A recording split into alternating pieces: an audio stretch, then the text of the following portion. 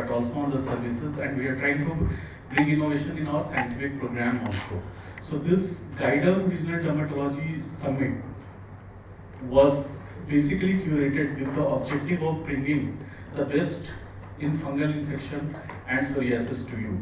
And we had the privilege of Dr. Venkatram Mysore sir, who guided us how this program has to be done in consultation with Dr. Manjunath Shenoy sir. So I would like to welcome now Dr. Venkatram Mysore sir.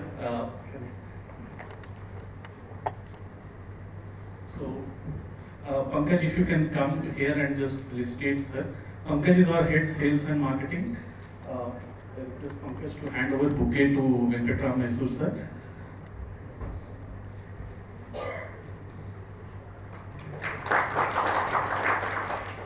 So Dr. Venkatram Mysore sir is the board INDS International League of Dermatological Society. He has been the president of Indian Association of Dermatologists. He has worked in Dasen Dermatological Aesthetic Surgeon International League also. He has 3 Lifetime Achievement Award from IADBL, from ACSI and AHRS. He has been on the ITMP Mentor, Field Medal Awardee, ASDS and IMDS Award. He is Editor-in-Chief on textbook of hair transplantation, ACSI textbook dermatosurgery, and Journal of Cutaneous Aesthetic Surgery 2007 to 2010. He has filed operation in 11 books on dermatology, dermopathology, dermatosurgery, and on hair. And he has been on transplantation, practice management, medical legal issues, digital medicine, 114 papers he has published with 16 chapters in 16 books, over 500 lectures, national and international. So let's welcome Dr. Venkatram Mysore, big name in dermatology. Sir, all over to you now to take it forward from here. Thank you. Thank you very much for inviting me to be the moderator of this session. Now this is the first of a series of lectures which Glenmark has planned under this name Guidam in the 4 metros in the country. And this has been planned in a slightly different way from the usual topics. Because as you know, in the last 2 years there have been scores and scores of meetings over fungal infections, moisturizers, etc. So we were trying to see how it can be a little different. Dr. Manjunath Shenoy is the session chairman for this particular session. And as you know, he has been working on this field for a very long time. So what we thought was that the discussion will be a little different. So in the fungal infections subject, Dr. Madhu will speak on dermatophytosis management in special populations, which means children, pregnancy, elderly, immunosuppressed patients, etc. Dr. Manjunath Shenoy will discuss on how to manage a case beyond the usual drugs, terbinafine and itraconazole. What are the options there? Because we find people coming back to us again and again, with, even if they have received multiple administrations. Then moisturizers, again there have been lots of lectures. So we have requested Dr. Satish to choose specific clinical situations. What is the moisturizer for atopic eczema? What is the moisturizer in psoriasis, acne vulgaris, etc. So hope that again that will make a difference. And finally, of course, we have management of psoriasis patients with comorbidities. Dr. Krupa Shankar, whom as we know is very well experienced in this. Dr. Sunil Godogra, who was supposed to talk on improving KOL and quality of life in psoriasis, because of his urgent commitments in his institution, he has not joined us. So now the first lecture will be by Dr. Madhu. Can we have a CV? Now, Dr. Madhu is one of the few genuine mycologists that we have. She is an associate professor of dermatology, radiology and leprosy in Madras Medical College. And she has been the member of SID Recalcitrant Dermatopathology, chairperson of Task Force Against Recalcitrant Tinea. She is also active in the Indian Academy of Pediatrics. She has been teaching for over 15 years and 7 months, maybe to the 8th month now. Mycology, over 12 years she has been working, publishing, 32 journals, 2 books, chapters in 10 books. She received the Best Doctors Award in Government Stanley Hospital in 2010, IADVL President Appreciation Award 2017, and whomever has heard, I'm sure you have all heard her, she speaks very authoritatively on this. So I'm sure we are in for a very enlightening lecture. Welcome Dr. Madhu, and over to you. Thank you very much. Respected senior members and friends, good evening. At the outset, I would like to thank Professor Venkatram sir and Professor Shenoy sir and Mrs. Glenmark for having me here amidst you all this evening. Well, the impact of dermatofibrosing of the glabrous skin in its new avatar, chronic, recurrent, recalcitrant, and of course less responsive to treatment, needing longer duration of treatment, the impact on the patients and the doctors, especially the cutaneous physicians, is well known to all of us. And we've been facing multitude of problems, starting from the poor compliance to completion of treatment and the non-adherence or poor adherence to the general measures. And we have the clinical presentations which are varied, not like the yesteryears. I think that's right on my face. Right. And it's like the clinical presentation is very probably because you could have it, it's because the topical corticosteroid abuse, the irrational combinations of the topical corticosteroids with the potent clobetasol and mometasol and antifungal, antibacterial combination things, and of course the change in the ecological trend. What was the most common agent like trichometron rubrum is shifted over to trichometron metagraphides complex. Now this is though a zoophilic, but here we talk about an anthroposation in fact. And apart from that, of course, the antifungal resistance. What we were having is earlier fluconazole and rizatriptan, but then again terbinafine has joined this group, and we've been having so many papers. It is not only from India now, we've been having papers even from Japan and Australia and Switzerland and Brazil and Germany and whatnot. So this new strain of trichometron metagraphis, of course, the nomenclature is altogether a big question. We will differ from that for today. So with such a difficult situation as it is, and when we come across patients with a special population, so we need, all reasons we need to be more concerned about the impact of the underlying condition on the treatment, and apart from that, the drug interaction that will be there with the systemic antifungals that we are going to administer for the patients. And so obviously you will need a longer duration of treatment. So we'll start with children. So if we have the first case, so as such, dermatofibrosing in children, 6 to 7 years back, or I would say probably some areas even a decade earlier, if it was, we're talking about dermatofibrosing in children, it was tinea capitis. Or occasionally you might see infants and young children with 1 or 2 lesions in the groin, probably because of a tinea corporis lesion that is present in the waist of the mother, grandmother, or the caretaker. But then the scenario has totally changed. We've been having papers on neonatal tinea corporis. We've been seeing infants with tinea corporis, extensive, steroid modified, and multiple sites involved. Chronic dermatofibrosing also. We never were talking about glabrous tinea involvement in children so much in the past years. So if you see there, actually not many papers. We have some 5 to 6 papers. Although a lot of studies are going on. The published papers around 5 to 6. And you can see that the prevalence is around 10.2 in 0 to 10 years, and between 11 to 20 even much more than that. And adolescents, obviously, the obesity, sedentary lifestyle, and sometimes the dressing. Again, the leggings and the tracks, sports tracks, whatever they tend to wear, all that can be more predisposing the adolescent population to dermatofibrosing of the glabrous skin. So here we have a child who's 2.5 years old with a single lesion and 3 weeks duration only, and the mother is she has tinea corporis and there has not been any external application. So in this scenario, it is simple infection, so probably we could always go in for just a topical treatment alone. With topical treatment, we have to counsel the patient, the parents regarding the proper application. Probably we would like to follow the rule of 2, twice daily application in 2 centimeters from the border, and apart from that, at least 2 weeks beyond complete resolution. And as far as the tinea corporis in the neonates or infants and young children goes, it's very important we have to spot the index case as we would do in a case of Hansen's. because that is very, very important. And they will not come forward with the history. And you will not even know about a grandmother or a domestic maid who's taking care of the child having a tinea lesion. So it is very important for us to find out the index case and treat the index case also. And here we do not have to really give a systemic treatment, topical should do, but again the duration of treatment is going to depend upon the clinical response that we see in the child. Taking care of the general measure, that is very important.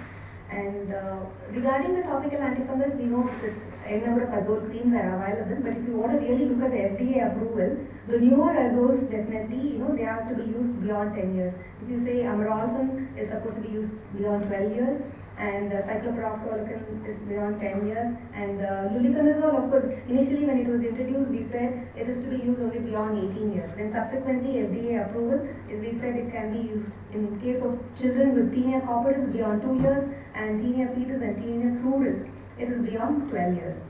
And does it really matter? Should we think, whether we are not safe in those children less than 10 years and 12 years? Probably we do not have studies for it, and it is just as simple as that actually. So here we have a child who has extensive tinea corporis, but then both the parents are affected, and obviously they must have used all OTC preparations also. But here we could not get any history, so obviously we have to go for a combination of a topical and a systemic antifungal. So steroid modified tinea in an infant, mother was infected, again another infant. This girl, she was a nursing student, she had only one single lesion, but she was using it for more than 2 months. So all steroid modified tinea, definitely we have to do a combination of topical and systemic antifungals. The question is whether you combine the antifungals belonging to the same class, fungistatic, or a fungistatic and fungicidal. There are two schools of thought. One which we say, if you take an azole with an azole, probably you have a higher level of the same drug, probably you hit it hard. With the other theory is that you hit it with two mechanisms of action. You have an azole topical antifungal and you have a cidal systemic antifungal. So either way. And as such, we do not really have any scientific evidence to support either. It absolutely comes to the the experience of the dermatologist who's prescribing actually. But emollients. Now emollients I would prescribe for all the patients with dermatophytosis, because basically dermatophytes per se also they increase the transepidermal water loss. Not enough with topical corticosteroids, we all definitely pretty well know that it increases the transepidermal water loss and decreases the ceramide content. So definitely you have a barrier dysfunction. So emollients is very important, and we definitely tend to advocate the use of coconut oil. Coconut oil again contains capric acid and lauric acid. So it is a very good, cheap, good emollient that can be used. So I usually ask them to apply it immediately after a cold water bath, pat it dry and apply a thin layer of coconut oil. And as we do for atopic dermatitis, in 15 or 20 minutes later, probably you can always apply the topical antifungal. And if in those children who are, of course, adolescent or office going, who would not want to apply coconut oil in the morning, probably they can go for another moisturizer actually. But steroid modified or a chronic dermatophytosis definitely needs a longer duration of treatment. So here again, this child, his parents were affected, grandparents were affected, so 5 in the family, so he definitely needs a longer duration of treatment. So general measures, of course, all well known to all of us, but I thought it would be still worthwhile to spend 1 minute on it. So we have to, because adolescents, they will not wipe dry. So they might, always late for work or late for school. So it becomes easy for them to just, have a bath and quickly put on their dresses. So we have to tell them, taking bath in cold water twice daily, wiping dry, washing clothes in hot water at 60 degrees, and then again drying in good sunlight, washing the infected and, storing and washing the infected and non-infected clothes separately. All that really matters. So a big no to leggings and jeans, which has become almost the national costume in our country. And whoever does not have an access to sunlight could always iron their clothes. And obese children, they're not going to lose weight over a day. So especially with tinea cruris, it is always better for them to wear a boxer type of inner garments. And they should all remove the waistbands and wristbands, whatever. And absolutely no sharing of fomites between these infected patients and the others. And keeping the environment clean, again, really matters. Because we know that Trichopaton mentogrophytes stays in the environment for almost 20 weeks and Trichopaton rubrum for almost 12 weeks. So it is very, very important that we keep the environment free of the dermatophyte spores. That's very important. And similarly, the hostel kids, they will not be allowed to dry their inner garments outside the room. They will be asked to dry only inside. So which means they should never be asked to wear any damp garments. So whatever gets washed on Monday could be worn on Thursday or Friday, making sure that it's fully dry. So these general measures really take a long time. Sometimes the adolescents, they get addicted to the anti-inflammatory potential of the corticosteroid creams that we're applying. So even with your treatment, there is a possibility that they continue to apply the so-called 5s and 4s. So it is very important that again we go into the history and find out this, because it is very, very important, because you will be wondering why the child is not improving to our treatment, but silently he or she will be applying the topical corticosteroid antifungal combination creams. So whatever said and done, it is always said that a patient walks out of a physician's chamber. WHO states that more than 50% they walk out of the physician's chamber without being understood what is being told to them. So because they are always apprehension and anxious or trying to think what other questions should I ask the doctor, in the process forgetting what has been already told to them. So it is always nice to have some flyers, some posters, something which can reiterate whatever is being told to them. We can even ask our receptionist to just to share some flyers, WhatsApp flyers actually. This is what we do there. So coming to the systemic antifungals in children, of course fluconazole is a very safe option starting from birth onwards. And of course we do have people giving daily dosage and weekly dosage. And as far as terbinafine, itraconazole, terbinafine and risdiplam can be used beyond 2 years. Of course we do have studies for risdiplam and itraconazole beyond 6 months, but fluconazole is definitely a good option actually. Itraconazole solution is again going to be a little more costly, and we really do not have to resort to itraconazole in the first instance itself. We do see good improvement with fluconazole. And terbinafine, we go according to the weight of the child. If the child is going to be between 10 to 20, you give 60 to 1.5 milligram, that is quarter tablet, and 20 to 40 is 125, and beyond 40 is 250 milligrams. Most of the times they come between this 20 to 40, and this is the dosage that is being administered for tinea capitis as well.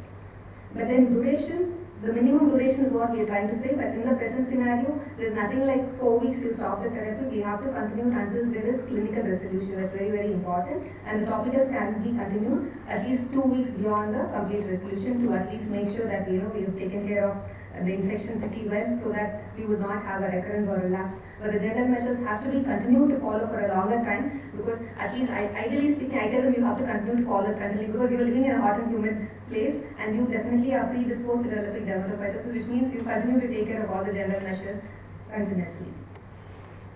And onychomycosis in children, of course, is a very little less common infection, but still I thought maybe sometimes when you have a child who has palmoplantar hypohidrosis, or you have a child who has a habit of biting nails, and or some other kind when there is an immunosuppressive continuous corticosteroids, and when the child has a tinea manum or tinea pedis, both of which are less common, you can see an onychomycosis in children also. Probably, especially we had recently 2 children with acute lymphatic leukemia with onychomycosis, and with fluconazole over a period of 6 to 9 months, it is totally resolved actually. This is the dosage of itraconazole. You can give itraconazole pulse therapy according to the weight again, 5 milligram per kilogram body weight, or terbinafine you can give a continuous dosage as we mentioned in the previous slide. So as far as children, it's very important. We have to, of course, for any patient, we have to counsel and educate. But here, all the more important, we have to educate the parents. We have to educate the children, especially the adolescent group. They have to understand that this has to be followed, and topical therapy alone will do if it's going to be neonates and infants with nail tinea or localized tinea, or children with hepatic failure. Otherwise, topical and systemic antifungals. And of course, we have to say follow the rule of 2, and of course, big no to the topical corticosteroid combinations. Moving on to pregnancy. So here you have a female who's 27 years old, a primary with 2.5 months of amenorrhea and with the tinea corporis. So pregnancy first trimester, obviously we do not want to give any systemic drug. It is going to be only topical antifungals. So what should be the choice? So if we have to look at the pregnancy category, FDA, of course one thing is FDA is being slowly going up. In fact, the pregnancy and lactation labeling rule, the PLLR is into it, but then it has not been really fully in vogue, and that is why we continue to talk about FDA. If you have a look at the pregnancy category drug for clotrimazole, metronidazole and oxyconazole, it is category B. All the newer antifungals are category C. Cyclopyroxazolamine and terbinafine also category B. Amorolfine is not being categorized. And so topical antifungals, again twice daily application we can institute, apart from luliconazole, which is going to be used once a day. And with the 7 and 8 months of amenorrhea, so what should we really do? With pregnancy, we always have this problem, and Wolverton has put up this table in the latest edition, 4th edition. It says terbinafine is category B, low risk, but then still Wolverton does not recommend giving terbinafine during pregnancy. And then if you have a look at the other literature, Elstad says that you should be avoided during the first and the second trimester. And then we have the Primus, actually, it says this is a category B drug, but then it's always better to defer it until delivery. So with all this, we know category B it can be given during pregnancy, but medical legal implications. So we always need more literature. Then came up this paper from Denmark, which was published in 2020. So it was a big number. It was almost 40,650 unexposed pregnancies were included, and we had oral terbinafine exposed pregnancies almost 891, and topical was 3174. And this particular cohort study stated that there is no side effects or adverse effects with both topical and systemic terbinafine. Probably you could go for the third trimester use of terbinafine. So in pregnant women, so we can always go for terbinafine, but then here we have to work in unison with your obstetrician. Very, very important. Otherwise, it's always easy for them to find fault and blame the dermatologist. You have to counsel the mother-in-laws or whoever is along, and then if the patient would want to, you could always go for a systemic treatment. Then there was a question about fluconazole 150 milligrams. Now, fluconazole safety during pregnancy, fluconazole is definitely not used to be used during pregnancy. 150 milligram, there are papers for a single stag dose in vulvovaginal candidiasis, but not for dermatophytosis. Similarly, itraconazole, I was just showing you the previous slide, yes. Itraconazole in Wolverton 4th edition, again he says it is supposed to be low risk, but though it is mentioned as low risk, still it's a category C. So we need to worry about the medical legal implications, so maybe that is why we would not like to use itraconazole during pregnancy. And with regard to the topical antifungals, we already saw cycloperoxol, terbinafine, miconazole, clotrimazole, oxyconazole can be used during pregnancy. And apart from that, of course, we really have to, and there is no increasing the dosage of terbinafine here. Because pregnancies, as it is in a compromised situation, we would not want to increase the terbinafine. Only the duration has to be longer for a long time. In the case of first trimester, if it is going to be more extensive, more than 60%, 70%, that is the time we even think about combining two antifungals.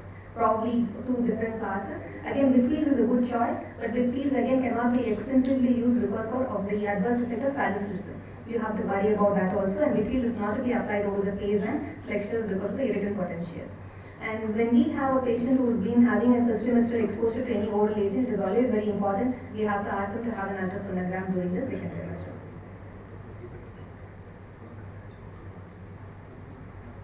So what about lactation? So as such, topicals, these topicals can be applied during the lactation period, but we have to always make sure that the ointment preparations are avoided, because ointments can always go in for, to including the methyl paraffin. So that is why it is always gels and creams are preferred for lactating mothers. That is very, very important. So we should not use any ointment preparations during lactation. And which is the best systemic antifungal? Again, fluconazole is a very relatively good option, because terbinafine also studies have shown that gets secreted. There are many people who question, terbinafine is advised during the pregnancy, and so why shouldn't you give it during lactation as soon as the mother delivers? It's a question of the terbinafine it's been secreted in the breast milk, and they say papers have shown that it's better not to give terbinafine. Better option would be fluconazole. And we've been using this drug for a very long time with a good safety profile, so it should not be a problem at all. So when antenatal mothers come, especially during just 2 weeks before the delivery, we start on terbinafine, and then say immediately after the delivery, please set the Atrinar. So we will always start with the fluconazole for the patient actually. Yeah. So here you have a 35-year-old female with tinea corporis and pruritus. Tinea corporis extensive. Her OT is 64 and PT is 56. When there is mild hepatic dysfunction and her bilirubin was normal. So this is one condition where you can think, okay, fine, because all the systemic antifungals, the four that we've been using, of course, ketoconazole is not in vogue at present, but among these four also, all of them are going to be metabolized to liver. So the better option, relatively safe option would be fluconazole, and you have to monitor, repeat the liver enzymes as we would be for those patients on methotrexate 2 weeks later or 3 weeks later when we repeat. If there is going to be a 2-fold or 3-fold increase, we definitely have to stop the drug and then probably switch over to only topical antifungals. But in the case of patients with hepatic failure, it is only topical. It is only topical, so it is going to really take a long time. So all the general measures and 2 topicals maybe would be a good option. So what about renal dysfunction? So there are some papers which state fluconazole is okay, but fluconazole we know that goes mainly through renal elimination, so itraconazole is relatively safe. And one point is that even in those post-renal transplant patients, we would like to use itraconazole, but we have to work along with the nephrologist because itraconazole increases the level of tacrolimus and it increases the level of cyclosporin. So most of the post-renal transplant patients are going to be on these drugs. So they will be worried about the cyclosporin levels and tacro levels. So we have to be working along with the nephrologist in deciding what best can be done for the patient. And the other thing is those patients on dialysis, be it the peritoneal dialysis or hemodialysis, dose adjustment is not required for itraconazole. But if you have a geriatric patient who has a cardiac problem and he has a mild renal dysfunction also, that is the time probably we have to think about terbinafine, but then that is the case we have to do a creatinine clearance. If the creatinine clearance is going to be less than 50 ml per minute, then probably we have to reduce the dose of terbinafine to 50% of the dosage actually. And of course, cardiac patients, we all well know that terbinafine is definitely a good option. We would not want to give itraconazole because it is totally contraindicated patients with digoxin because they say the severity and the adverse effect can persist for a very long time. It stays for a very long time. So definitely a big no to all those patients who have the propensity for cardiac arrhythmias or cardiac failure also. And with nifedipine, of course, there has been reversible edema which has been reported, and mild hypertension has also been reported along with itraconazole. And if you say a patient with hypertension, of course, there's no coronary artery disease, but if you already have, you have definitely drug interaction between azoles and nifedipine. Azoles will go and increase the level of losartan and nifedipine and verapamil. So then, if that is the case, we have to be worried about hypotension and probably have to have a drug monitoring. So here we have to work with the physicians actually. And apart from that, if you see hydrochlorothiazide, that is going to increase the gluconazole levels. So that is one thing which has to be kept in mind. And terbinafine is supposed to increase the level of beta blockers. So again, bradycardia. So those things have to be kept in mind actually. Many times patients may not think it is important to reveal what other medications they've been taking. And these days, it is not unusual to see patients in 25 and 30 years also taking antihypertensive medications, especially those in the IT sector. So it is always important before we prescribe, two things definitely have to be asked. One is LMP for patients even until 40 years of age, and similarly the other medications, be it a prothrombin inhibitor or an antacid or an antihypertensive whatsoever, and dyslipidemic agent also. So diabetic patients again, azoles will increase the level of sulfonylureas. It can potentiate hypoglycemia. So I always ask them to take the azoles in the morning, fluconazole or itraconazole to be taken in the morning so that we would not have. These are what has been mentioned in literature. So we need practical studies, real life scenarios, but it is better for them to be taking it in the morning. And those on anti-tuberculous treatment. So rifampicin and all these INH are going to be inducers. So because of the inducers, they will definitely decrease the level of azole. So when we have a patient with anti-tuberculous treatment, there are two problems. One is hepatic enzymes will be a problem. Another thing is the azole levels are decreased. So you definitely need a longer duration of treatment. So we have to counsel the patient that you need to take it for a much longer duration than the rest of them. And rifampicin in turn, again, it decreases the level of terbinafine and rezafilin also. And the statins, every other patient is on statins sometimes when we see, and among the statins, like most of them are on atorvastatin or few are on rosuvastatin, and we know that the azoles will they increase the level of these statins, and there is a rare side effect of rhabdomyolysis. So if at all, what should we prefer? We say itraconazole has no effect on fluvastatin or rosuvastatin. So rosuvastatin is a good alternative that we can suggest to the patients. And in case of fluconazole, again fluconazole does not have any effect on rosuvastatin. So either way, rosuvastatin is okay. Compared to the other statins, the lesser effect is on atorvastatin. So either atorvastatin or rosuvastatin is not affordable. But the thing is, definitely we should keep in mind. And our epileptic patients who are on anticonvulsants, phenytoin, phenobarbital, all of them going to reduce the level of antifungals. So here again, like something scenario similar to ATT. So these patients will again need a longer duration of treatment. But on the other hand, azoles will increase the phenytoin level. If azoles are going to increase the phenytoin level, phenytoin toxicity can be there. So that is again has to be kept in mind. And they say terbinafine does not have any, there will be no side effects reported with terbinafine and anticonvulsants together. So maybe that can be considered.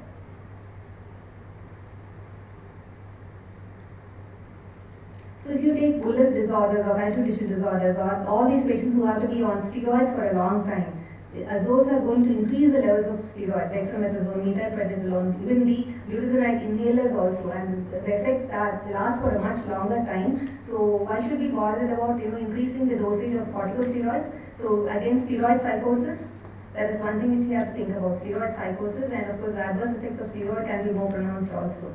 Apart from that, cyclophosphamide, so which we've been using for all our bullous disorders patients. So fluconazole is increasing the level of cyclophosphamide, cyclosporin and tacrolimus are already mentioned, and griseofulvin of course will decrease the level of cyclosporin. So that is also to be kept in mind. And as far as connective tissue disorders, we know that terbinafine and griseofulvin, they can definitely precipitate and aggravate the LE. So we should definitely not want to use those in patients with connective tissue disorders.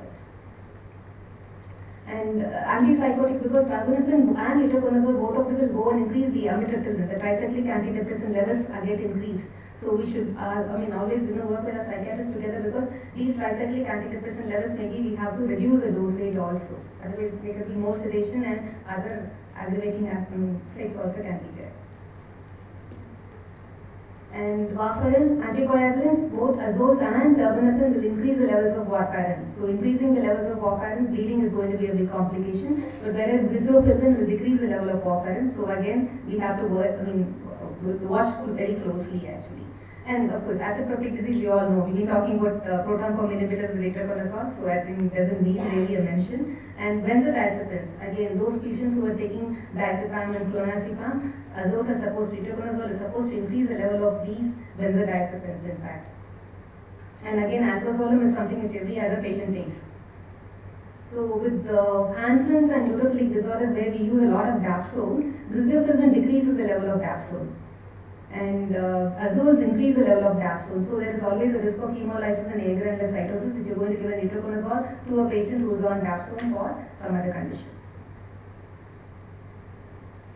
Atopic dermatitis and chronic dermatophytosis, yes, they go together. So definitely emollients, and you need the treatment for a much longer duration of time. Ichthyotic disorders, you need an isotretinoin also along with the emollients that we use for antifungal treatment. With HIV patients, there are a lot of interactions between the antifungals and especially the azoles and the ART drugs. If you see nevirapine is going to decrease the itraconazole levels, entenavir and ritonavir, they increase the level of itraconazole, and itra will go and increase the level of zidavudine, sapunil, entenavir and efavirenz. Actually, there could be a big short note for the interaction between the antifungal drugs and the antiretroviral drugs actually. And when it comes to antibiotics that we've been using commonly, erythromycin, clarithromycin, ciproflox, especially cipro is known for the adverse drug reactions, the bullous disorders, or sometimes the toxic epidermal necrolysis also. Itraconazole will increase the level of erythromycin, clarithromycin and ciproflox. Anti-neoplastics, again, azoles will increase the level of these busulfan and vinca alkalies. Vinca alkalies and itraconazole, neurotoxicity is a combination. And apart from that, these are generally diclofenac, NSAID levels are increased by azoles. So we have to be worried about the liver function and the renal shutdown. Sometimes you can have AKIs also with NSAIDs. And those asthmatic patients, fluconazole is supposed to increase the theophylline levels. And salicylate levels are increased by griseofulvin. And of course, those patients who are going to be on contraception, oral contraceptives levels are decreased by both griseofulvin and azoles. So you have to ask them to have another barrier method also, not concentrate only on the oral contraceptives. And this is, esomeprazole and cisapride are not being really used much actually. Yes, so we have seen all these. So most of our geriatric patients are going to be either hypertensive, diabetic, and then of course we can have cardiac problems. So based on whatever we have discussed, we can treat them. But what is more important is terbinafine definitely has less side effects, less drug-to-drug interactions. So I wouldn't say less side effects. Sorry, side effect of course. Terbinafine is more prone for SJS and toxic epidermal necrolysis, but then the drug interactions are must. So that way, terbinafine becomes a safer option in patients with geriatric patients on polypharmacy.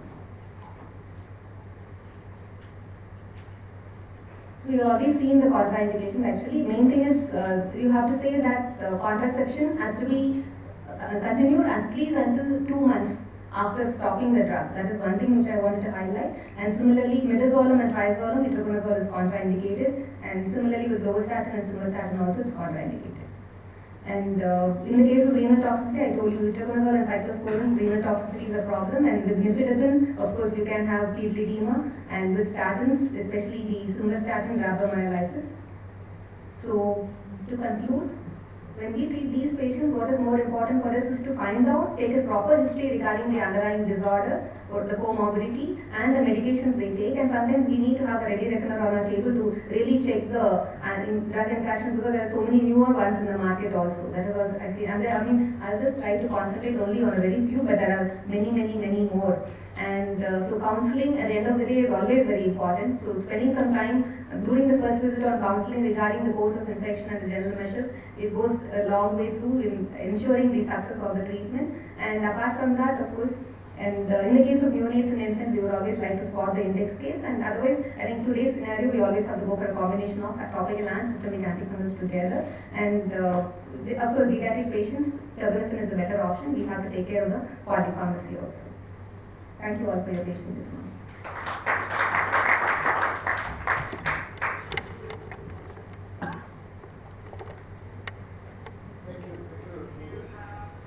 We were hoping for a lecture with a difference, and I'm very glad that this has indeed been a very good lecture with a lot of difference, a lot of new issues, and in fact, prescribing antifungals, when you look at it, can be pretty complicated. It's not all that simple. So now we move on to the next lecture. We'll take the questions, the two phytosis lectures together. The next lecture is going to be by Dr. Manjunath Shane. Can we have a CV on the screen, please? He is going to speak on non-responding dermatophytosis, what's beyond terbinafine and itraconazole. We will readily agree that this is a very relevant topic, which we face very frequently. You all know Manjunath Shane. He is teaching in Yenepoya Medical College. He is the professor and head there. He has been a faculty at all levels. 60 publications, 10 chapters, and he has one patent. He was one of the chief organizers of Dermacon in Bangalore and all the conferences there. He has been a past president, a very energetic president and secretary of Karnataka branch, and he has had the Jain Shetty oration. And he has also been part of the task force on resistant fungal infection. And we are hoping that very soon he will head the IDVL. Over to Manjunath Shane.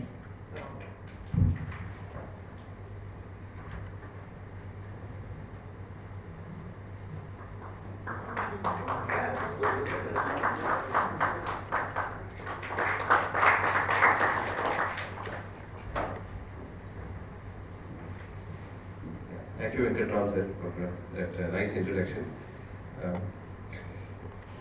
Dear respected senior colleagues and friends, this topic on dermatophytosis is very relevant for the last several years, because I'm not sure what percentage of your practice is dermatophytosis. In my practice, at least 30% is dermatophytosis, and maybe more for many others, and maybe less for others, but you cannot escape dermatophytosis, that's for sure. So that's with that. So every CMEs, seminars, wherever you see, will have some or other lecture on dermatophytosis. One thing for sure, the word which is very popular in the political arena here is secular. This fungus is very secular. It affects everybody. That's what Dr. Madhu has just mentioned, and that's why you need to know all the scenario how you would manage. You need to adapt all that skills. The topic which is given to me by Venkatram sir is non-responding dermatophytosis. In fact, he specifically mentioned we need to look ahead. We are coming to a stage wherein probably we may lose itraconazole also sooner or later. So what do we have beyond this? Yeah, that's a very relevant thing. It's better not to think at that moment. Probably we can start thinking. Now it's thinking that the situation has come. We have lost terbinafine. We all know that. We almost lost. At least I definitely agree with that. Maybe in certain scenario, wherein you don't have confidence to prescribe terbinafine. I have lost confidence because most of my patients failed in the last 2-3 years, whenever. I do use, and rarely I get a response also, but by and large it fails. That's something which we have seen. That is evidence also. We have good number of papers to prove that.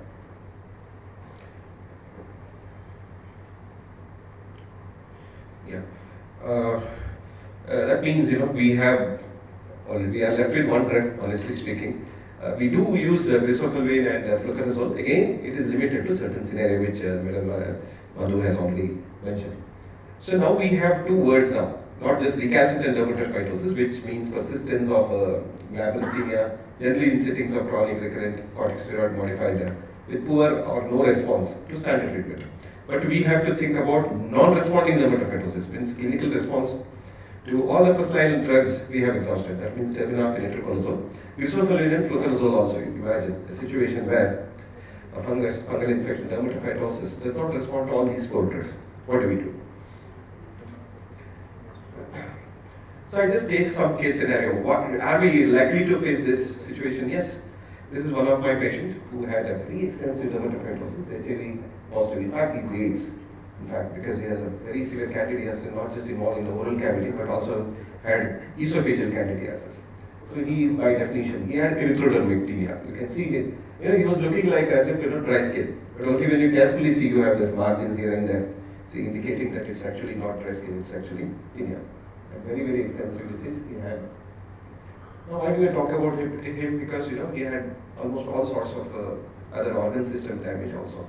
So giving any of these drugs is, okay, leave alone terbinafine or itraconazole. So we already have a situation wherein we need to think what else beyond terbinafine and itraconazole. Let me take the second case. This is another patient, 38 male, alcoholic, steroid modified tinea, not just alcoholic. Sorry. Where do we go back? Right, is it? Right. Yeah, this one. Yeah. He had hepatitis B infection as well. He had a very high DNA copies. And you see his STOT and STOT 217713. So you are already in a situation where you cannot use any of these drugs. It's not the fungus is resistant or something. We have a scenario where we cannot use any of these drugs. So we have come across such situation. Let me take, this is something which I relatively recently I came across this patient. She doesn't have any comorbidities, a 42-year-old lady, very extensive dermatophytosis since 2 years. She has always visited dermatologist. She has never, to the best of my knowledge, her records also, and she has not used any topical corticosteroid for application. She has taken treatments, long durations of treatment, itraconazole, terbinafine. In the last 6 months, she doesn't recall much of improvement at all. She doesn't see any changes. In fact, maybe very marginal changes, but then again, relapses. No topical corticosteroid, no known diabetes, organ damage, no signs of immune suppression. I have not done an ELISA, HIV, but she doesn't have. And all her, these laboratory biochemistry is normal. Sorry. This is how she looks. She has very extensive lesions on her thighs, inner thighs, abdomen. Not much of inflammation, but very, very large lesions of tinea. And what, she had not taken drug again. I had to put, I didn't believe, and I used the best brand of itraconazole, what I thought is a good brand, and gave it for 6 weeks. And at the end of 6 weeks, this is what it is. In fact, it's not definitely improved, maybe slightly worsened. So this is what is the scenario. I also used the newer formulation of itraconazole. She did not respond. She also used terbinafine, almost nothing. Then I had to subject her. I did culture, and now that her MIC values, I'm checking whether she has itraconazole resistance. If that happens, probably, and if I do a genotype of this, probably the first case of itraconazole resistance. But this is not the only case. I have had another case, maybe 1 or 2 other cases too. Very rarely they stick to you, right? They go to the next door, most of the times, but that happens. But this lady somehow, she was coming to me, she had faith. So this is what it is. And sometimes I got a doubt also. I took a KO. Repeatedly I was taking, maybe I missed in my diagnosis, and this is what I see. I see a lot of fungal elements. So what could be the reason? Let's see. Now I have already highlighted some of the things. First thing is obviously compliance. As a clinician, I have to check the compliance of the patient. Second thing is immunodeficiency. Now when I talk about immunodeficiency, not HIV, I do have patients who are SLE and others who are on high doses of steroids and immunosuppression, rheumatoid arthritis patients who are on methotrexate, steroid, leflunomide. They all come with tinea. We find it a lot of difficulties in curing, but someday they get cured. Maybe 3 months, 4 months, 6 months of drug. Finally they get cured. And Could it be nutritional? We have to check for anemia. Anemia is definitely known to be, because low ferritin level can lead to for recalcitrant infection. Then quality of drugs. We always had a problem with the quality of drugs earlier. There were quite a few number of publications with respect to, especially with itraconazole. Terbinafine, fluconazole, probably the drug quality may not be a major issue. Then two things very important, I think it is very relevant also. Poor absorption of drug. Yes, you are giving a good brand, everything is good, but we know itraconazole can get absorbed only when it has a good amount of acid in his stomach. It needs a good amount of acid. If he is an achlorhydric patient, then the itraconazole does not get absorbed. Then finally, antifungal resistance. After all these steps, we need to think about antifungal resistance. But antifungal resistance is relevant, it is already proven. So let's talk with the drug resistance to start with. So quickly, I'm just going through this. You can see here that this yellow thing, what you see, this is where most of our antifungals target. That is the cell membrane or plasma membrane. So azole, salmelamine, and you'll also glycosylate. If you understand it's finally microtubules, that means again it's something to do with the plasma membrane, and even polyenes. They are also to do with that is amphotericin B. Also targets the plasma membrane. Everything hits the fungal plasma membrane, barring probably one drug, that is echinocandins, which work on the cell wall, and the flucytosine nuclei. The method may be different, but finally it is all targeting the fungal plasma membrane. Yeah. Now coming to two most commonly used drugs. So this is where terbinafine acts the squalene gets cholesterol to squalene, ergosterol to squalene, and ergosterol to squalene. Squalene epoxidase is targeted by terbinafine. Squalene accumulates in the fungal cell, and squalene is a fungicidal compound as well. So that is why terbinafine for dermatophytophytes, terbinafine has been considered a fungicidal drug, whereas azoles are fungistatic. It targets the 14-alpha demethylase, where it actually stops the fungal cell growth. It's because again fungal cell membrane. So these are the two targets which is important. Now we already have proof for terbinafine resistance in 2018. Both the group from the Chandigarh and from the Delhi, they found up to 15 to 20% of the what they call interdigital. You can also call it as ventagrophytes, or you can call it an ventagrophyte interdigital complex, because the nomenclature is under a certain confusion still. So 15 to 20% of all the isolates in 2018 were resistant to terbinafine. Please remember, it's not just the interdigital but also rubrum. Even rubrum exhibited this resistance, and this resistance was due to change in this phenylalanine to leucine in squalene epoxidase gene. So this particular phenylalanine getting replaced by leucine led to terbinafine resistance. That means this is the most common PHE397U, which is called as, is a mutation which is associated with terbinafine resistance. In 2021, this is Ebert et al. With a multicentric study from India. What they found? 91% of all the isolates from various parts of India showed terbinafine resistance. That's exactly what I'm saying. Terbinafine, we have already lost faith in terbinafine because of this. And this is the most common prevailing agent, the trichophyte or metagrophite in India. How prevalent? Currently, what I see, I rarely get to see rubrum or some other fungal agent growing now. Maybe 90%. I do get here and there rubrum very rarely. But most of the times it is metagrophite. I'm talking about conventional culture, not the genotypic one. And apart from that, this particular PHE397U, they also found some more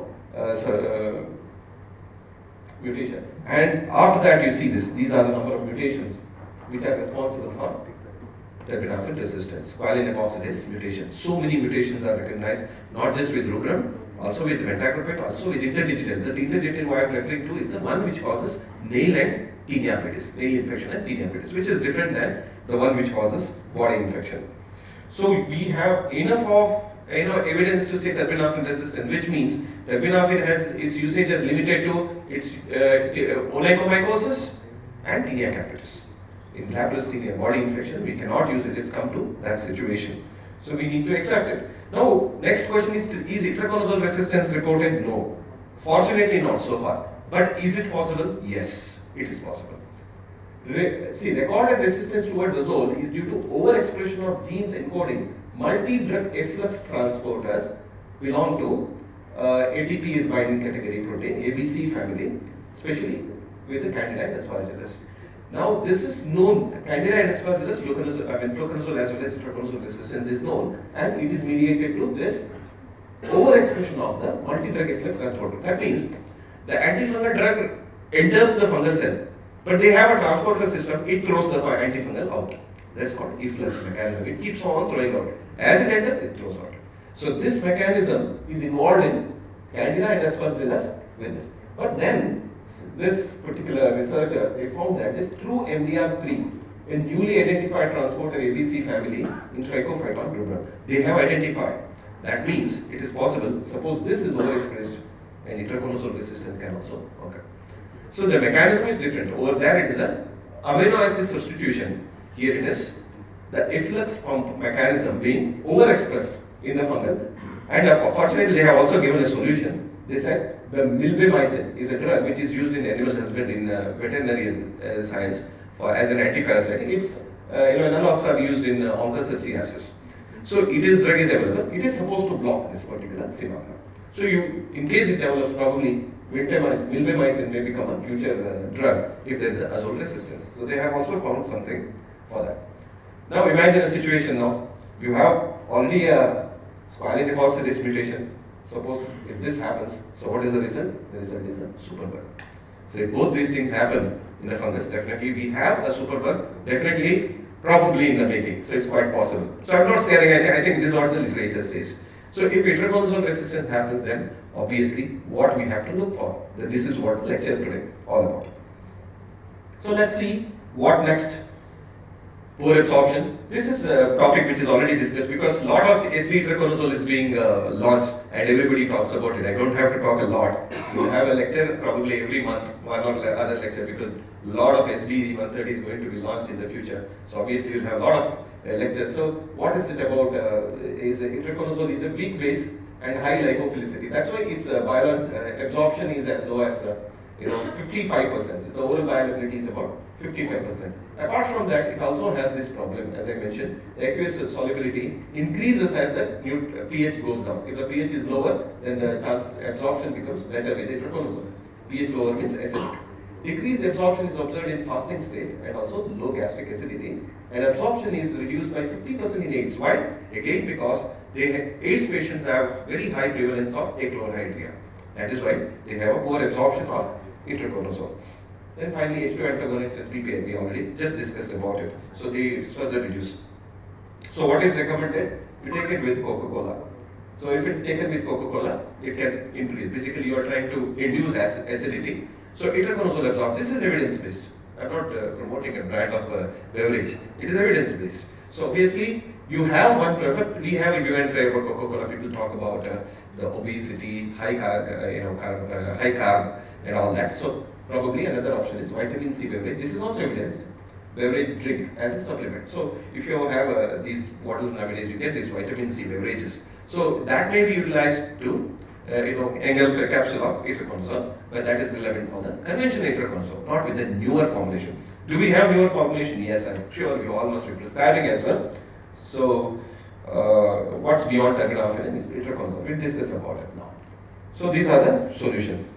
New formulation of itraconazole, can it be a solution for when your itraconazole fails, can you use a newer formulation? That's one thing. Combination of antifungal drug therapy. We still scared to talk about antifungal combination. Oral, I'm not talking topical and systemic. We are already combining. That's not the combination I'm referring to. We're referring to.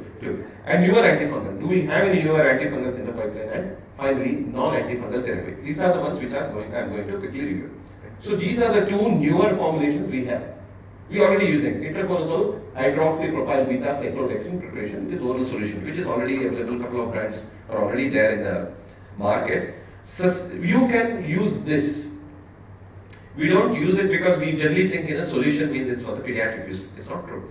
We can use it in adults. In fact, what is its approval? It's approval for the oropharyngeoesophageal candidiasis. The oral solution is approved for that. Not even children or something. But we use it in children because it's only antifungal liquid preparation available. You don't get any others, except now Grisophilin, maybe 1 or 2 brands are available. Fluconazole, only dispersible tablet is available. Terbinafine, maybe dispersible tablet. The only solution for that matter is Cetacol. So it has been used in all these conditions. And so beta-cyclodextrin is one preparation that we have. And apart from that, we have this super bioavailable itraconazole, which is approved by FDA for these indications. Now, there is always people think about this. If it is approved for this, can I use it for superficial mycosis? Yes, you can, because this is a bother. This is what they bothered in US. They don't bother about tinea corporis because it's not a major problem. There are always a terbinafine responses there. They are not bothered about it. But in India, we don't have. Maybe we do have. But what is bothering us more is a glabrous infection, that is tinea corporis cruris. That is the reason we are using it. So obviously it is justified. Now what is super bioavailable itraconazole? It utilizes what is called solid dispersion technology. That means instead of stomach, it is directly goes to the duodenum. It doesn't need acid at all. It doesn't need acid for its absorption. It directly goes to duodenum, the site of absorption. So increased bioavailability, reduced intra and inter-subject variability in the pharmacokinetics, and lesser interaction with the food and acid lowering agent. So these are the three important advantages this newer formulation called super bioavailable itraconazole has got. In India, it's called as SB itraconazole. Received approval in US, Australia, and a number of European South. In India, DCGI has also approved this particular formulation. So this is about it. This is just subtle differences between the super bioavailable versus conventional. Here it is in conventional. It's a pellet formulation. That's one of the reasons why the brand to brand variation. If the pelletization is not at best, the efficacy of the drug drops. Here it is a powder formulation. It's not a pellet formulation, so you don't have to worry much about it. Then apart from that, there is certain intestinal guard. So comparative bioavailability is close to 90%. If you give 100 milligram of a particular capsule, 90 milligram is likely to absorb, whereas that with the conventional itraconazole at best is 55%. Reduction in bioavailability in food, 21% variability between the subject has reduced after super bioavailability. 22% increase in the total plasma levels. In fact, if you give acid lowering agent, the plasma level actually increases. That means actually acid lowering agents are likely to promote its absorption rather than suppress. And these are the doses available in India: 50, 65, 100 and 130. As conventional in India, these are the doses available. So this is one way of looking at. We have one drug that is. There are two alternate formulations of itraconazole. That may be one of the options that we can keep in mind. Now coming to antifungal combination. How justified are we using it? Basically, antifungal combinations are used only in invasive fungal infection. We don't even talk about antifungal combination in routine fungal infection, not in pityriasis, not in, So hence, it's very difficult to talk about this topic, but considering the quality of life of an afflicted individual who suffers it for months together, years together, chronic dermatophytosis, 2 years, 3 years, 4 years, it is definitely justified if it is approved. I mean, this particular antifungal combination is, it comes in the guidelines, definitely it is justified. So what are the various combinations we can try? Azole with terbinafine, Grisophilin with terbinafine, Grisophilin. So we have to use two different category of drug. It is not recommended. Only in cases weak acid and dermatophytosis as a last measure. More than last measure, I call it as a desperate measure. We probably could use it. Very important is to monitor them well in case you are using them in combination. Now, do we have evidence in onychomycosis? We have some evidence in vitro as well as in vivo. So we have in vitro evidences primarily for systemic as well as topical antifungal. And how do we say that such a combination works? One need to do what is called checkerboard assay. Now, do we have any checkerboard assay to say yes? Some publications have come. This is the first one. It was in 2018. A combination of terbinafine with Grisophilin, and they found there is a synergistic action by checkerboard assay. So in checkerboard assay, in one axis you put one drug, other axis other drug, the measure called, and then you look for the utilization of the fungal. You use this broth microdilution technique here. So this is how this testing is done. So if this in vitro studies prove that such a combination is likely to be beneficial, what is called as there should be synergy or additivity should be there. Synergy or additivity. Only then one should use it. Then onychomycosis, we have some evidence to say that combination can work.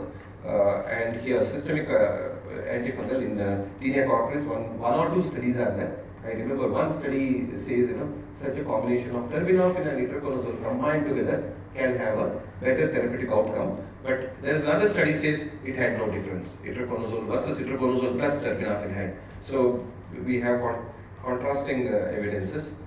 So it's very difficult coming on. Now let's come to the next option, that is the newer antifungal. Do we have any newer antifungal in the pipeline? If not in India, elsewhere, we do have topicals.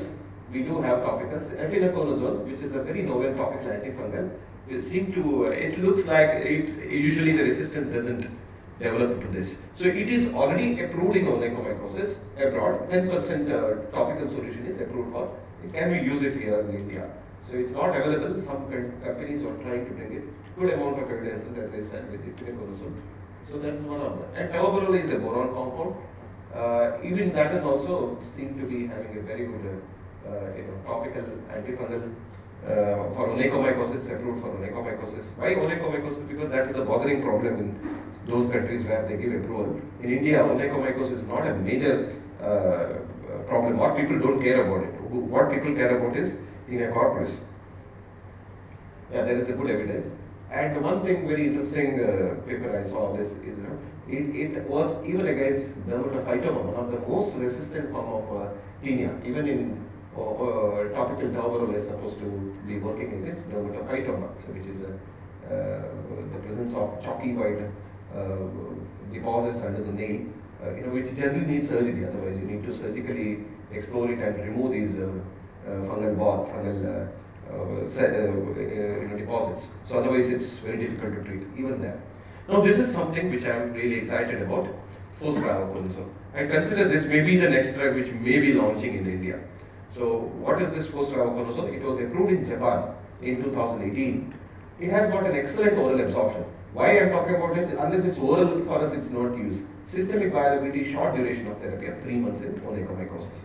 So this is one of the, and what is the most important, interesting aspect about it is, you can give almost all drugs. We know about azoles have got so many interactions, but this is very, its interference with the cytochrome P450 is very minimal. That's why you can give almost all drugs concomitantly with the fosfavoconazole. This could be the next drug for us.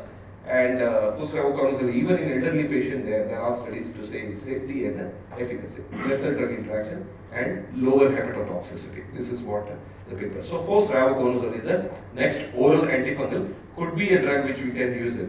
This is another drug which is approved in 2021 for candidiasis, ibrexafungerp.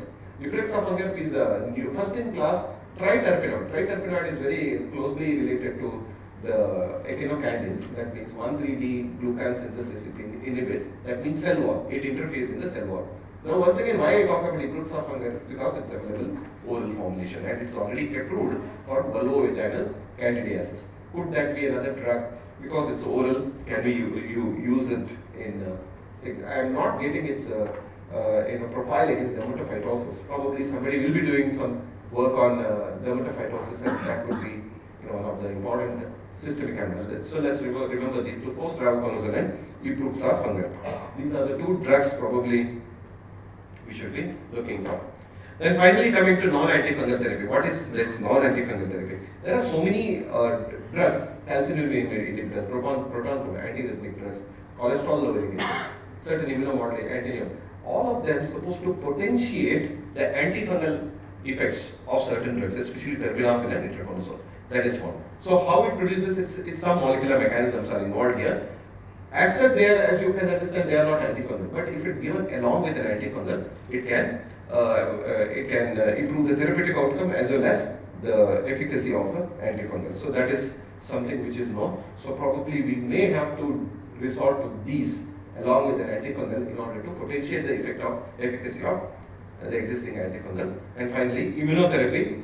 Of course, again, immunotherapy is much discussed in systemic mycosis only. So what do we use? Antifungal vaccines, adaptive cell transfers, cytokines, antimicrobial peptides, monoclonal antibodies, all are used in systemic mycosis, invasive infections.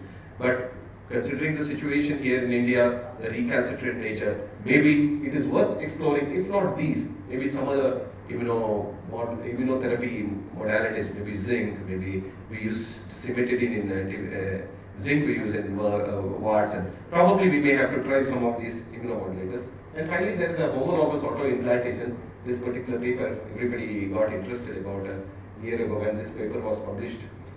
They used an autoimplantation of some of the chronic dermatocytosis. In 3 cases, they have found that, and it actually led to cure of the infection. So I don't see here anything about it after this. Only three cases were reported. So I think these are the few of the things I thought I would highlight before ending my lecture. I thought how I manage, then finally correct, all these things are there. How do you manage? This is something which I thought finally. This is what my last slide is going to be. So first thing is confirm the diagnosis. If you see a very recalcitrant disease, one thing, it's not a bad idea to take a scraping. And infection, let's confirm the infection. Check compliance of the patient. Next part is very important, compliance. Sometimes a patient would say, I've taken, but sometimes some days I've taken only 1 capsule, 1 or 2 days I have missed. So compliance is very important because that is one of the reasons why it fails. Then rule out anemia, immunosuppressed status, atopy. These can be very important confounders in its failure, the failure of antifungal therapy. So these confounders will have to be ruled out. Then change formulation, that may be the first thing I would try. If I'm using itraconazole, I definitely would try the SB itraconazole, considering that the absorption of the patient may be poor. Then increase the dose. This is something which we have done in some immunosuppressed patients. That means iatrogenic immunosuppressed patients. I had a patient with SLE. He did not respond 100 BD, but 200 BD did respond. What would be the explanation? I'm not sure. What I feel, when the patient is immunosuppressed, the fungus may enter the dermis, it may enter the hair. If that happens, your dose has to be doubled because it is not stratum corneum. What we need to understand that normally the itraconazole dose in subcutaneous mycosis is 200 BD, not 100 BD. We are using it 100 BD because stratum corneum levels of itraconazole or terbinafine is several times higher than that of the serum concentration. Because stratum corneum, it is keratophilic drugs. But if the fungus has entered the dermis, it is no more relevant. So you have to use a subcutaneous infection, whatever dose you are giving. So 200 BD could be the drug in such situation where immune suppressed status is there. So that's the thing. And finally, change the drug. Probably you may try the older drugs like risofluxin, fluconazole. And finally, probably combination antifungal therapy I would attempt. So I have only landed for 3 to 4 patients to this level. So after doing all these things, that means still we are not in such dire straits situations. But I think we need to be playing chess. Always think about 3 to 4 steps ahead. So it is quite possible that itraconazole resistance can occur, and we may have to think about that. Thank you very much for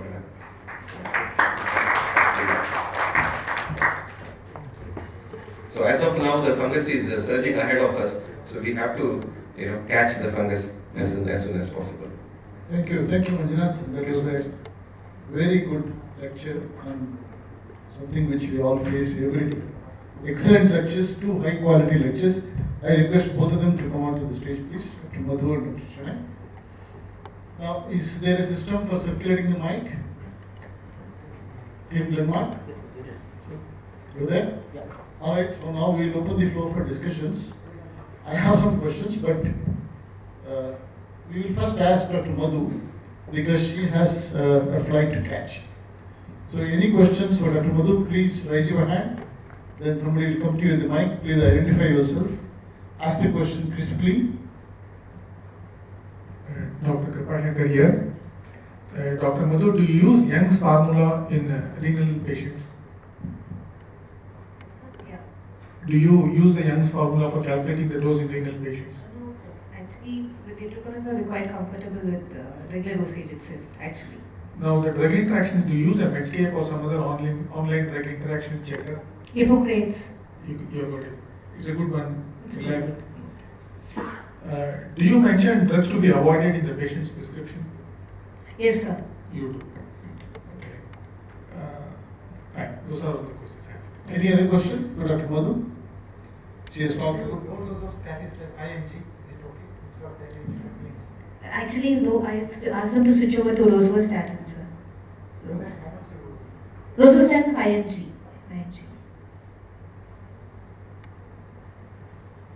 Anybody else? Just have one question. Can I ask them to stop for 3 weeks or The statins. Yeah. So actually, most of the times, the physicians are very particular about statins. So even when there is patients who will have a predisposition to coronary artery disease, with a family history of CAD, with a mild hypertension also, they immediately write a statin. So they really do not, and they create that fear in the patients also. So patients would rather say, I will try to apply only topical antifungal and then, not miss my statin. Possible that we prescribe the antifungal and later they start with statins, they have to go to the physician again. They don't come back to us for a month. So by then the interaction would have occurred after our prescription has been given. We have to think of all these factors that we are discussing when we are dealing with a patient with itraconazole and as well as in general. Agreed. I always tell Yes, my residents to be extra careful with this particular formulations. definitely. Dr. Madhu, the patient is not responding to terbinafine and itraconazole is contraindicated. What do you do? So actually, Professor Sinai knows that I'm a big fan of Glucophilin and I get wonderful results with Glucophilin. So 10 milligram per kilogram, but even now, right now I have patients who had infection for 3 years and 2 years, more than 85% of the body surface area on Glucophilin, 500 milligrams twice daily. And over a period of now, one has completed 3 weeks and almost there's no scaling, absolutely nothing. I want to raise this issue. She And- mentioned that she gets very good results with Glucophilin. Does anybody else share this opinion or do they differ? Yes, Prakash. Yeah. I have had a good response in many itraconazole failed patients with Glucophilin. I give 10 to 15 milligrams. Yes, Dr. Nandini. Even I have given the Glucophilin in a couple of patients. So I've had good response in few patients, but 2 patients did not respond. So I have had a both combination of response which I've seen. How do you explain that mycologically? So actually speaking, basically with all the antifungals, we do not have one system to say that fluconazole works better for one person and itraconazole works better for another person, and we have this 90-60 rule also. So if you go on to do the antifungal susceptibility test and you find that this particular strain is resistant, in spite of it, 60% will respond to treatment. Of course, this is extrapolated from the candida to the dermatophytes. So when you have a resistant strain also, you can have response in 60%. That is one thing. Another thing is probably I feel the drug which has not been exposed to the population. I am in a tertiary center where only fluconazole and it's a government hospital where fluconazole and fluconazole and Glucophilin is available. Most of the times patients would have met many doctors and finally they come to us. So when I start Glucophilin, they respond better. In fact, the regular treatment schedule is if you have a naeptenia, fluconazole, or body surface area is 5 to 10%, it is fluconazole. If it is anything more than 10 to 15% body surface area and chronic dermatophytosis, Glucophilin is given. It is 750 milligrams per day, the usual. If it is going to be more than 85%, 90%, and then chronic dermatophytosis, then it is 500 milligrams twice daily. So, and thing is, patients sweat a lot. So probably it gets a better level. When I used to talk about Glucophilin in Chandigarh, they said they had such high MICs. And we had a study of antifungal susceptibility profile done in collaboration with Ramachandra. Surprisingly, the MIC for Glucophilin and terbinafine is much lower than we had a patient of 100. It is much lower than the rest that is reported from North India. Because we need so we wanted to do a multi-centric study simultaneously, but because of the COVID, it was not, really, it didn't take place. But I think we need to look at probably it is all behaving differently. Pregnancy, first trimester, extensive fungal infection. Now, she is crying out for help. Topical is not working. How do you manage? So I actually extrapolate the extensive pityriasis versicolor, we give a short contact therapy with ketoconazole lotion. So similarly, for all the extensive dermatophytosis patients, I give a short contact of 10 minutes. In case of pregnancy, cyclopyroxalumin lotion. If it is the other patients, like I mentioned, those 2 patients with chronic dermatitis, I give ketoconazole zinc pyridione lotion, Leon lotions for 10 to 15 minutes. One thing is, here I'm not worried about the low antifungal concentration which can breed antifungal resistance as we talk about antifungal soaps and powders. So ketoconazole we are not using systemically. So I use ketoconazole. In the patients who are pregnant, we use cyclopyroxalumin 5 to 10 minutes. It is anti-inflammatory. So it definitely brings down the symptomatic relief is tremendous. They are so happy. Along with an emollient, it works wonders. Can you please elaborate on the work? By the way, I want to ask, how many of you use emollients while treating fungal infections? So only few are using it. Is there any particular emollient that you recommend or will any emollient do? Emollients actually, coconut oil is my first choice. Sir. And for those who want to, working women and who can say they cannot apply coconut oil in the morning, anything is fine. Actually, even a simple light liquid paraffin. Only thing is, word of caution, it should not be liberal application to result in oil folliculitis. A thin layer should do. That is very, very important actually. Will repeated pulse therapies help? Or are you against that concept? You give a course, then you keep giving every month 7 days. Like we do in the nail actually. Yeah. One thing is I feel nail, the reservoir effect is going to be much better than that is in the skin actually. So I feel the pulse therapy for nail is going to be definitely different from what we can use for skin. Majority's granuloma, we talk about itraconazole pulse once in 15 days or once a month for majority's granuloma. There is a treatment regimen like that. But regular ones, I feel a longer duration and taking care of all these measures should be better. Anybody else wanting to? Yes, Satish. I was about to talk about it, so I just started. Yeah, So a lot of patients complain of headache and discontinue. 15% of patients are supposed to complain of headache. But I had only one patient so far, probably my luck, probably. But even this headache, 1 or 2 days, once they are done with it, after that it settles down. I think they'll be grateful if they can get another fungal infection. Headache is something which probably they will accept. And it does settle down after 2 or 3 days, sir. Definitely. Anybody else? Now I want to ask you a larger question. Yes. Why are we having this problem? And why do we have so much of fungal infection? Because we thought that we had conquered it. Have we found an answer to this question? Or are we still vague in saying that we use too much steroid, topical steroid, such things? So steroid is only one other factor I feel. See, basically if you look at the history of dermatophytes, there has always been, especially with Clinia Capital, we have enough papers. Initially it was microsporum that was more prevalent in the Western countries and Europe. Then subsequently over a period of 50 years, if you see, it was all shifted to trichomonas tonsills, both in UK, US and in Europe also. Whether something like that is happening for the glabrous skin is also number one question. And the global warming. If you see our temperatures, earlier dermatophytosis was something which you see only twice a year, biannual. But here now it is throughout the year, and this is not something which is present only in South India where it is more hot and more humid. Even in Kashmir, I think Dr. Rifat is there and she also talks about it. Or I communicate with somebody in the east, Assam, again there also. So there are multiple factors, and probably one thing is the steroid that is being used definitely has even effect on changing the pattern of the organism. Maybe that is why we need studies on the host immune status and the virulence of the organism. These are really virulent organisms. Sometimes you do see some erythematous lesions even without the use of a topical corticosteroid. Sometimes, especially in a pair, you start seeing those tiny small lesions as though they will make granuloma annulare or a small pityriasis rosea-like pattern, florid lesions, and they swear and say, I have not used any corticosteroid. So the inflammatory component is much more. And of course, then you have the other factors, the lifestyle and other stuff. Should I want to ask? Yeah, I think we have not dealt with this fungus in the past. This is a new fungus. We should accept that because it's mainly the agent factor, and this is more virulent fungus. It's not responding to terbinafine, we know this, and also it requires much longer duration of treatment, and it needs both topical as well as systemic. It is not enough topical alone or systemic alone. So this is a fungus which is highly virulent, which we have not come across in the past. That's one thing, and that is because of the mutations. Mutations have happened, and why mutations have happened, that is another thing. We know that now there is a new species. It's named as Indotinia. Now they call it as the genotype 8, Metagraphet genotype 8. So type 8 is what they often known as Indian subtype, Indian genotype.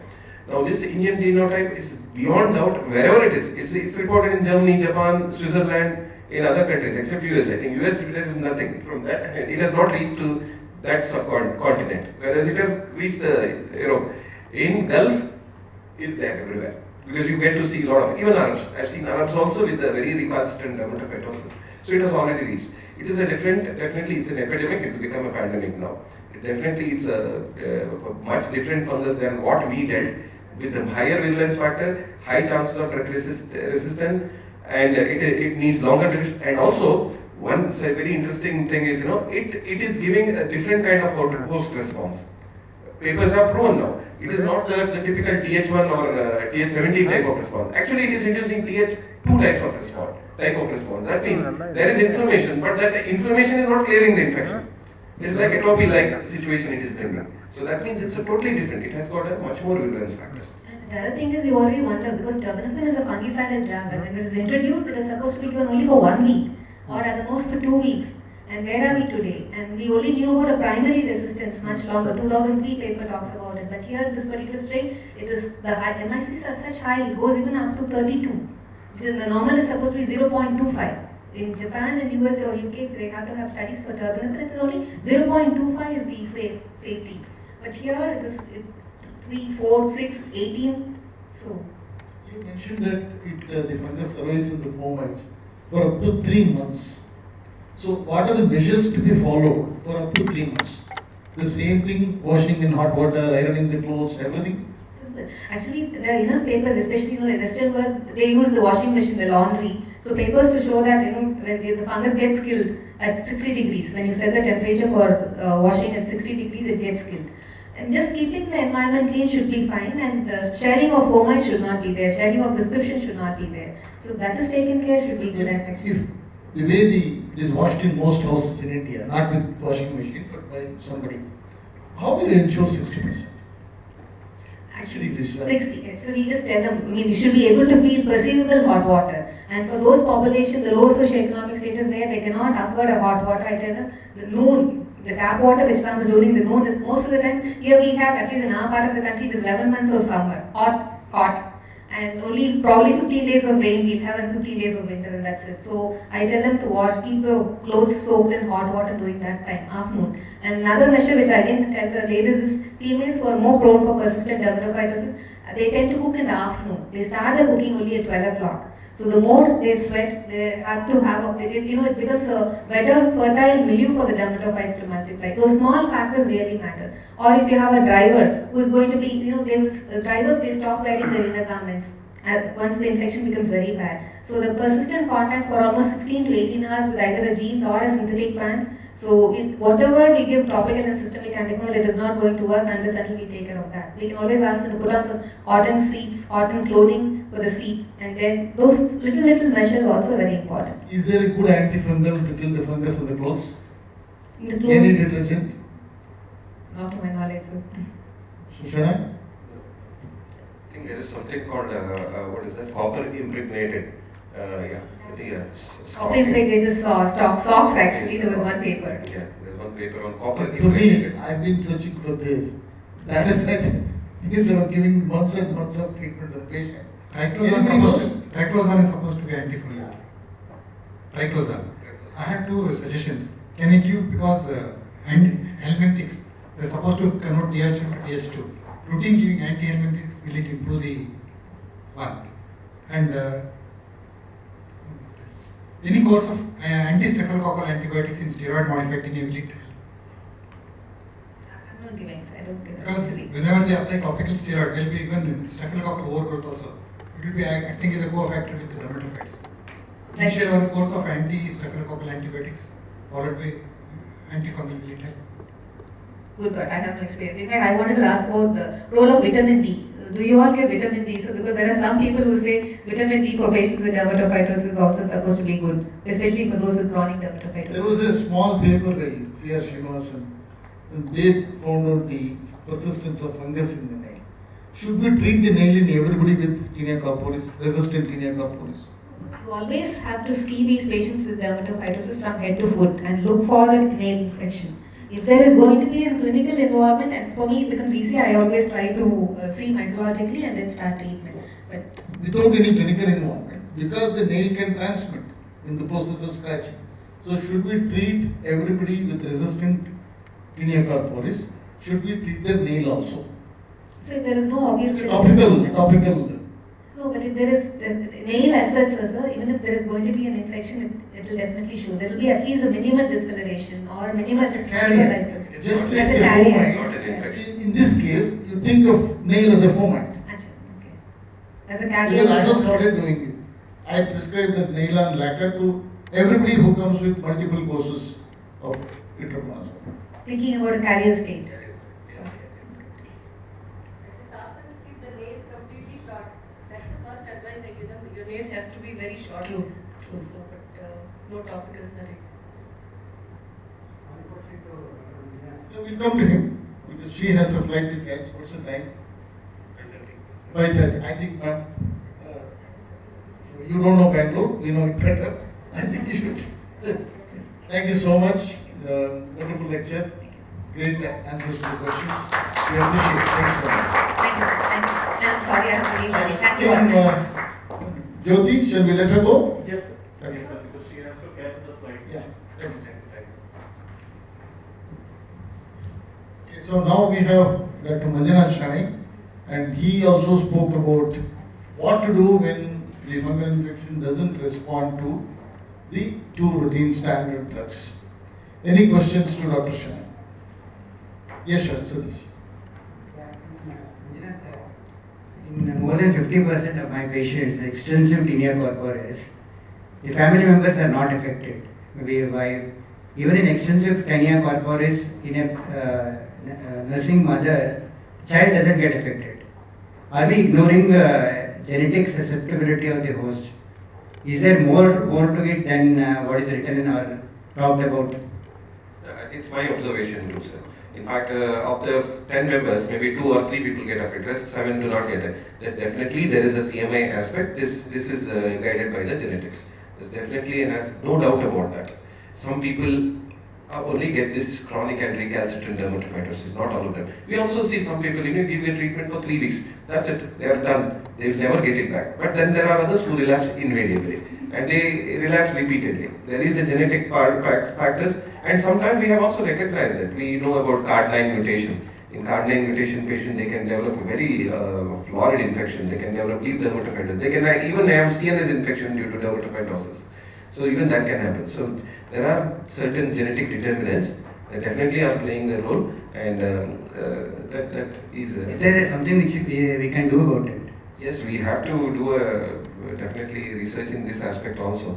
Why some people get it and they develop recalcitrant. This is leave alone the steroid modified, not talking about them. So these are the others who have never used a topical steroid. There are a good number of patients who are, but still they relapse. A small interruption. We have a memento to hand over to Dr. Madhu. Please come out of this.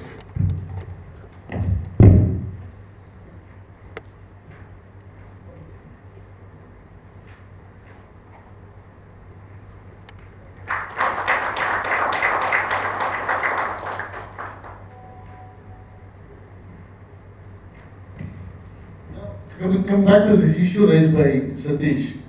Now, often you have patients who say, last month my wife got it, this month I got it. Or somebody, 2 months back somebody else. So, is there a way to treat everybody? As of now, Or no at least to guidance. examine everybody from that family? Examine, no doubt about that. Yes, we have to examine, preferably even if they have a small patch or something, sometimes they miss it. And this typical thing happens because of the fomites, because of not treating. Very often this happens. The fomites are sustained, and they remain stable in the cloth and other places. Maybe anything that may be a sofa cover or somewhere, and then the husband or other family members get it after some time. Examination, yes, but the guidelines, they don't say treat everybody. If there's no infection, why to treat? So, Is there any role for ketoconazole soap? no, not in dermatophytosis infection, but people have got a lot of faith. Maybe if you are 100% sure you have taken care of all other infection aspects, then it can be prescribed. But that's not to be used alone, should never be. Maybe just an adjuvant to the systemic and topical antifungal. Dr. Sumati. I wanted to ask, especially I'm really concerned about onychomycosis. I find that is the trigger for if a patient has onychomycosis, even the mildest thing, do you have to, if and the patient has tinea corporis glabrous also, will you treat until the onychomycosis goes off? Yes, if you have a documented clinically onychomycosis, then the treatment of onychomycosis has to be completed. It is not like that. We have to follow the guidelines. It's not satisfying at all, the treatment of onychomycosis in practice. No, onychomycosis, you just need to induce a mycological cure. You're not looking for clinical cure. Clinical cure will occur 6 months or 1 year later. Because the nail growth is so slow, especially if that of the toenail. So for the nail morphology to reverse back to its normalcy, it would take 9 months or 1 year. So we are not going to treat the clinical cure. You cannot wait until then. If you are using a terbinafine, the treatment is for 3 months. If you are using itraconazole, 3 pulses. What I do is up to 5 to 6 pulses I give. Yes, I yes, do they give. don't We stop go at beyond 3 pulses. beyond 3 I do give. But do not expect, even at the end of 6 pulses, you don't expect any toning. I do have patients who come for some other purpose after some time, say my nail has become normal. They do say that the nails do become normal, but not every patient will have an absolutely clean morphology. They will have some defects because of the chronic onychomycosis. Now coming back to the current scenario, current dermatophyte, which is causing that, what we call it as type 8 trichophyta mentagrophyte or trichophyta indotinea, it does not affect the nails or the hair. It is purely glabrous infection. It does not affect the nail and the hair. If you have a nail infection, tell you, give terbinafine, it always works. It always works. Daily or pulse? It's up to you. Daily. Yeah. Terbinafine, if I'm giving, I prefer giving daily. It is also like For a 12 weeks. Yeah, if it is a toenail, it should be 3 months. You mentioned about longer duration of treatment. For a fresh case, first episode, what should be the minimum duration that you will have? If it In is the current scenario. if it is terbinafine or itraconazole, 3 to 4 weeks, maybe 4 weeks you give. Assess them, reassess them, and the current trend is if you have induced clinical cure at the end of 3 to 4 weeks, give it 2 weeks beyond. This is a trend. This is not a guideline. This is a trend. Everybody gives 2 weeks beyond. Is there a role for repeating KOH there in every visit? Preferably yes. If you do a KOH mount, it can give us an idea about the mycological cure. And but only thing is when the patient comes back, he has only post-inflammatory hyperpigmentation, no scaling. Then you don't know where to take it from. And try to search for a lesion where there's a little bit of scaling. It need not be in the edge. It can be from the center or anywhere. That scale has to be removed, and that has to be done. What is the longest duration for which you have given an antibiotic? 6 months. 6 months. I've given in an SLE patient 6 months, and he got cured. Anybody else was given longer than this, was had to give it longer? So I think you have the record. Continuously. I've given to 3 months, I think, more than a handful of patients, more than 3 months. 3 months I've given. 1.5, almost all patients now. 6 weeks is almost all You patients. also spoke about increasing the dosage. How much? 400, 600, 800? Double, that's it. 400 mg. Because, you see, it's here, we need to follow something. You have to extrapolate from something else. We cannot give the dose like 800 or 1000 what we give in condition. Here, we are giving a subcutaneous infection dose. Instead of a superficial mycosis dose, what we are giving is a subcutaneous. What is the dose for subcutaneous? If I am having a chromomycosis case, if I have a sporotrichosis case, what is the dose? 200 BD. So we have to double the dose. You mentioned about vitamin C beverages. Can you just give the vitamin C tablet, those chewable tablets? It will boost the immunity also. Yeah, possible, but will it increase the gastric acidity? That's the question. I'm not sure if the tablet, if it's given, it will increase the gastric acidity. This is evidence. I'm talking about vitamin C beverages. They have given there are some papers saying that it will improve the absorption. In fact, they have done the oral bioelectric increased by around 20 or 30% once they are given along with the vitamin C beverage. Did you mention voriconazole in your? No. Why not? The voriconazole pharmacokinetics are not favoring because it is not a drug which is targeted to stratum corneum. That's the It reason. works. I have seen It works, it And works. it works. So when somebody is frustrated, he has had 6 doctors giving itraconazole, Yeah. and I am the 7th one. You give it for 10 days, everything vanishes. It So works why like, not? it works like fluconazole works, sir. Fluconazole is also not a stratum corneum targeting drug. It is not. But still it works. But only difference is it meant for dermatophytosis? No. That is why. In this scenario, Yes. should it be meant? I mean, nothing else, what is meant is not working. So why not use something else which is not meant? The reason is, itraconazole has got a better therapeutic and pharmacokinetic profile as compared to voriconazole, even in vitro study. That is why we have a better drug which we are already using. It is like, I have already contested MP election. Now I am not going to go for an MLA election, something like that. So you are already using this. But it is an option, sir. I am not denying that. It is I an want your option. opinion on this. I certainly have used voriconazole in anybody who is very resistant to this. At least as a moral booster. Invariably it works, they become a little happy. Then of course I can shift them on to Sportmaster. In such patient, it's also worth trying daily fluconazole. They can work at benefits. Anybody else has used voriconazole? I have used for 3 cases, sir. Yeah. Same. I have also used in 2 or 3 cases. 2 or 3 cases, it works. It works. It always works. I agree. The reason why I asked this question is you didn't even mention it. And not just you, I have heard many lectures and even in discussion. For some reason, people who are very knowledgeable about these antibiotic drugs, more knowledgeable than me, don't seem to think much about voriconazole. And I'm a little surprised by that. I have a reason for that, because if you see how many papers are there with the voriconazole, because you see the drug which is meant for candidiasis, voriconazole is a drug meant for candidiasis, fluconazole is a drug meant for candidiasis, but we are extrapolating its usage in dermatophytosis, which means we should have some evidence. How many evidences we have in voriconazole? Zero. Only one, Dr. Chandrasekhar's paper, which is the only a decent paper if you have Dr. B.S. Chandrasekhar's paper on voriconazole, which is published. So it's only one paper. If we have many more, people will use Why it. can't your task force take it up and do a paper? The reason is two reasons. Number one, it's a more expensive drug. Number one, and to take up a drug, you take up a study, you need some solid backup. So we don't have that backup. And backup says that voriconazole is not a drug meant for this thing. Fluconazole you have. So, very interestingly, fluconazole we have good number of studies on dermatophytosis. You called combination a desperate measure. Why did you use that term? I mean, we are in a desperate situation for a large number of patients. So the desperation situation is a very common situation. Yes, it is. So why should it be desperate? I thought it would be a logical step. Yeah. Once one drug doesn't work, you combine two. I agree with you, sir. Fully agree with in this aspect. Sooner or later, we may be, but only thing is, if you see whatever people who have done the study, what is the outcome? Outcome says that it is not superior than itraconazole.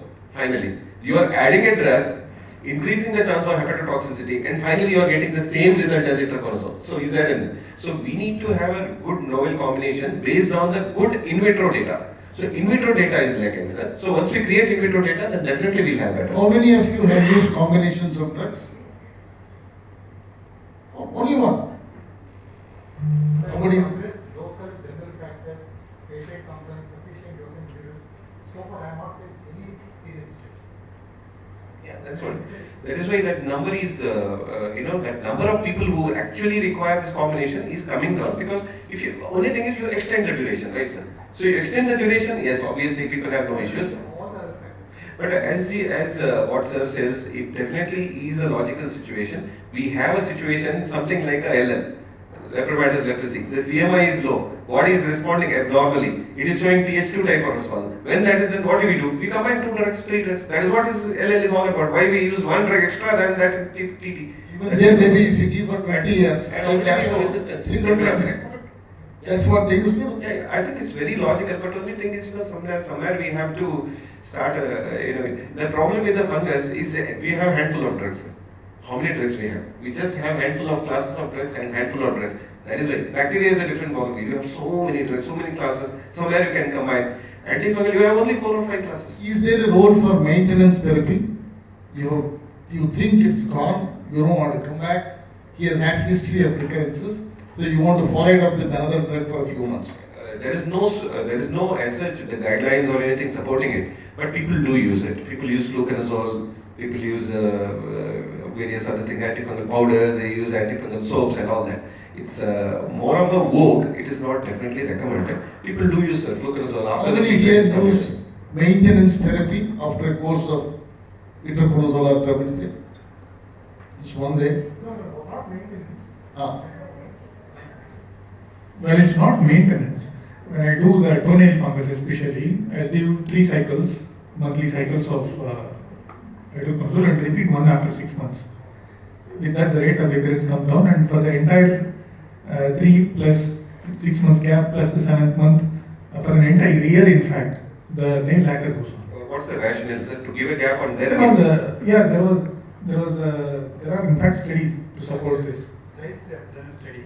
He has repeated after 6 months. Terbinafine pulse therapy, repeat after 6 months. Because I am telling you terbinafine. In onychomycosis, he has used it. 6 months he stays in the nails. That's why he has repeated pulse after 6 months. Zeiss. You talked about non-fungals and other types of treatment. Is there a place for a salicylic acid peel? Salicylic acid peel, there is some paper on that, but what I think, how is it different than using topical salicylic acid? I have not It's understand. easy to apply. Yeah. People undergo peels all the time. Anybody here is using a salicylic acid peel? It's For a- expensive, isn't it? To use it, very expensive. Because for large Expensive, body I tell area. you, if you look at the expenses that a fungal infection patient undergoes over 6 months or a year, it is very, very high. They are doing it all the time. Anybody who has done a peel for salicylic acid, with salicylic acid. No, so I have done a TCAP. I had a case with recalcitrant fungal infection. She had gone to many dermatologists almost for 1 year. So then I started on voriconazole for 2 weeks. She cured, but she repeated. So then I went to itraconazole for a few days, and later she had only resistant fungus in the buttock region. So lastly, what I did is I did a TCAP. She cured. What percentage of TCA? So I used 15%. Why TCA and why not salicylic acid? Maybe I thought peeling is more in TCA. So if you see clinically. But salicylic acid has antifungal activity also, no? I don't know whether TCA has any. But already I had given her Whitfield's ointment before, so I thought. But I feel like when you do a TCP, peeling is more better than the salicylic acid. Body because area, which part of the body? the buttock regions. Okay. Yeah, but I think 15% will be very less, I feel, TCA at buttock area. Probably we can use the 20. Buttock area, 15% is less. If it is somebody else's buttock, someone can say that.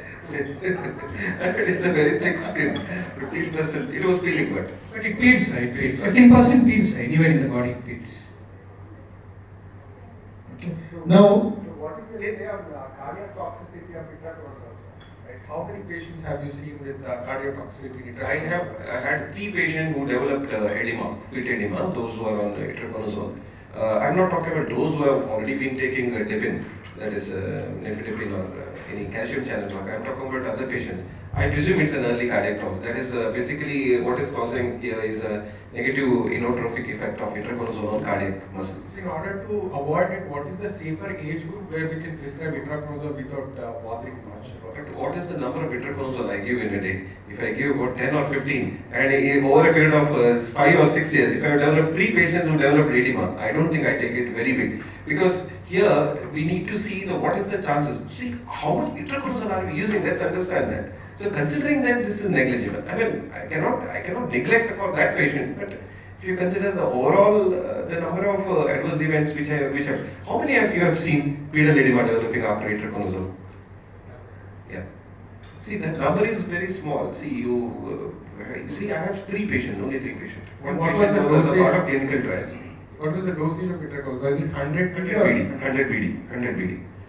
I don't give anything less than that. 100 BD is for the conventional itraconazole. If I'm using SPD, it's a different test. somebody there wants to ask a question. Somebody raise your hand there. Is it? Next to Nagaraj. Then? What are the cardiac conditions that you avoid? So what is the criteria for you in a patient like that I'm not going to give itraconazole? See, congestive cardiac failure, those who are on digoxin, obviously we cannot give at all. Ischemic heart disease is not a contraindication. Ischemic heart disease, we always have a fever. ISD patients, they have a cardiac condition. But I think we should do it with caution. With caution we can give. If they are not on statins, or if they are on statins, convert to rosuvastatin, and then we can give. Ischemic heart disease is not a contraindication. How often do you assess the liver? Particularly with increasing fatty liver, metabolic syndrome. Earlier I used to do every 3 weeks. Now I have understood it's a safe drug. Because we very rarely, I see some amount of elevation because I do trials. I do a lot of LFT in patients who are on trial. Literally, almost everybody is undergoing.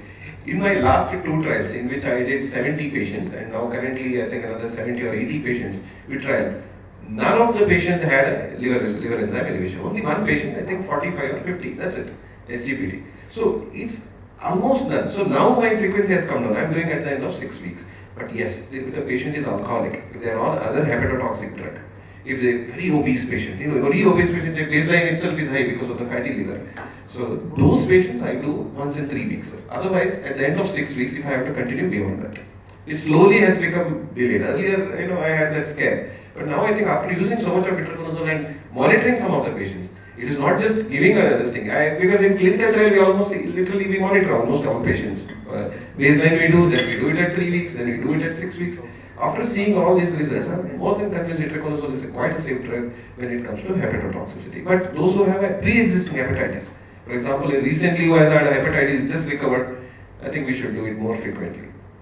Sir, in your case scenarios, how did you manage things? You didn't talk about that. That first patient with HIV patient, we had nothing to do. We kept on giving topical antifungal and all. The next patient with the hepatic patient, I tried almost all drugs. Whenever I gave a drug, his 100 international unit of SGPT was raising. Whenever I added a drug, I tried fluconazole because it's supposed to be the safest. when it comes to, even with fluconazole, it not so much, but it increased. Finally, we gave him salicylic acid very carefully for some time. He was improving. Then topical antifungal and salicylic acid combination, topical salicylic acid and 3% salicylic acid, along with we kept on, but after some time we lost this patient. This patient had a lot of other issues. He had a divorce, he had almost all. His wife also didn't want to, because of alcoholic and hepatitis B and a lot of things. I'm not sure what happened to him. He was coming up to 3 to 4 months to me. The last patient I am analyzing now, because she recently received double dose of itraconazole, she did not respond. Now, this is about 3 or 4 days ago. She completed 2 weeks of 200 mg BD, because she had also received SB itraconazole earlier, did not respond. Now I have subjected her to MIC determination. Fortunately, we have recently started doing antifungal sensitivity testing. So I'm just seeing if she has itraconazole. I have another patient similarly. No response, nothing. I've done everything possible. She's so frustrated, 6 months. The other ladies. One more patient I had, I gave a combination antifungal therapy. She did well. Terbinafine with itraconazole. She was an atopic dermatitis patient. I see this atopic dermatitis patient, the frank atopic dermatitis patient, they have a lot of difficulty in getting rid of the fungal cells from their body. They have a lot of difficulty. This is another thing I've seen. Not right, sir. I think it's worth it, right? Yeah. Anything is Silymarin. No, that patient had been receiving Silymarin, if I'm correct. That physician had.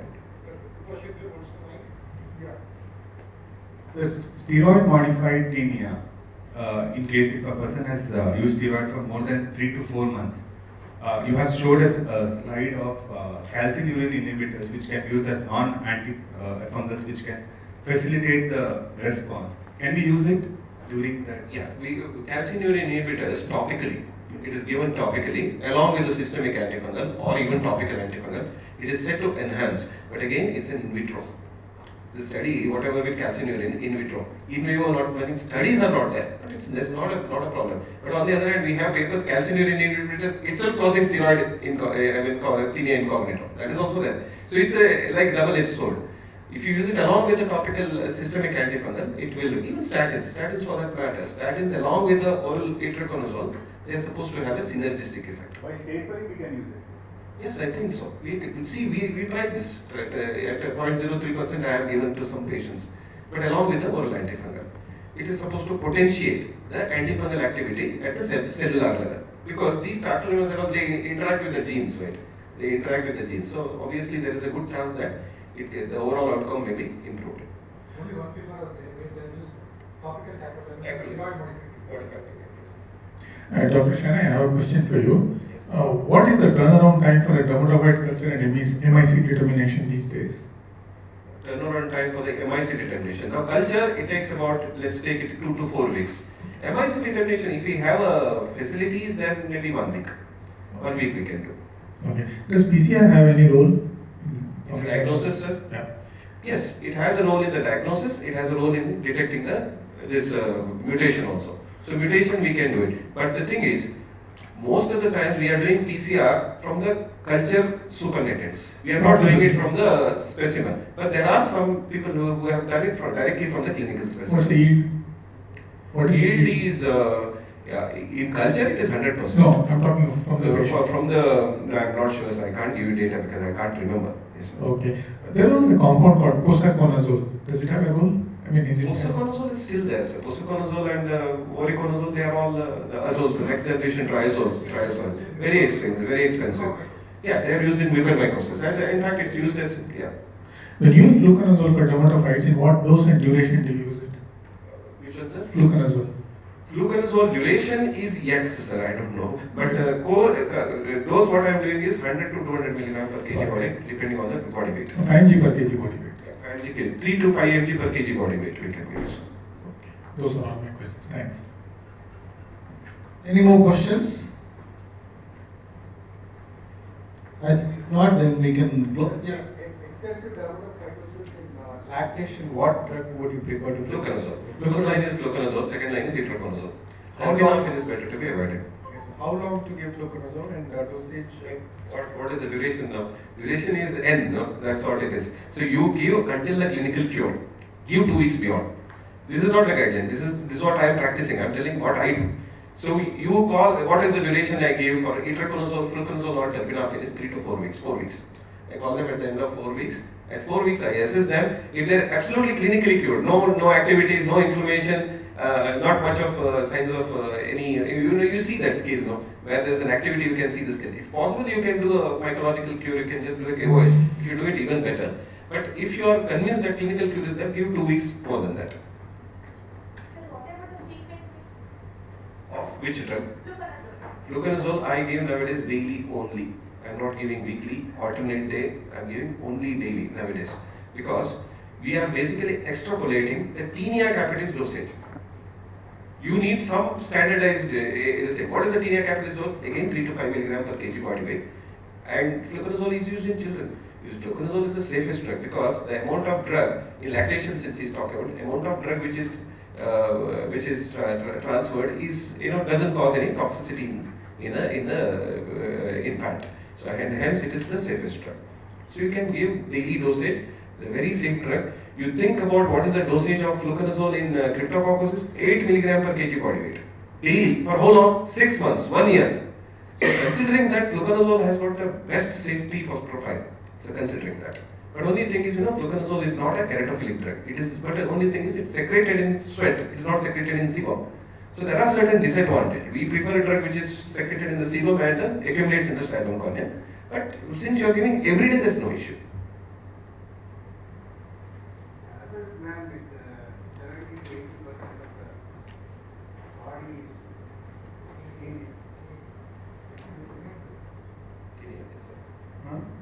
And he is diabetic. How you manage? In diabetes, most of the drugs, there is no clinically significant interaction with itraconazole. Terbinafine anyway doesn't have itraconazole. We can use any of these drugs. The question is easy responding with itraconazole. If it's responding, then how many months to treat? This is what, in 4 weeks I call them back. If they are cured, I give it for 2 weeks. After 2 weeks, they can relapse. Once they relapse, again the schedule is the same. See, what we need to understand, I am dealing with the case of eczema. Sometimes, chronic dermatitis think you are dealing with the case of eczema or psoriasis. The problem is we are not able to digest it. That is relapsing. Patient will always have eczema. He doesn't want cure when he comes to you. He wants a chronic therapy. He doesn't want psoriasis. He wants a cure. But we somehow convince. The same thing I try to convince. It is a chronic dermatophlebitis. There is a problem. Your body is not able to eliminate the fungal elements. I try to tell them. You repeat, someday it is going to go. That's all. You want to change the definition of fungal infection. It's a chronic recurrent condition. It is. Chronic recalcitrant dermatophlebitis. It is because we need to accept the fact that it is very difficult to eliminate the fungus from the body. Maybe you can get a clinical cure, but you cannot, sometimes, not in all patients, but there are a good number of patients who relapse.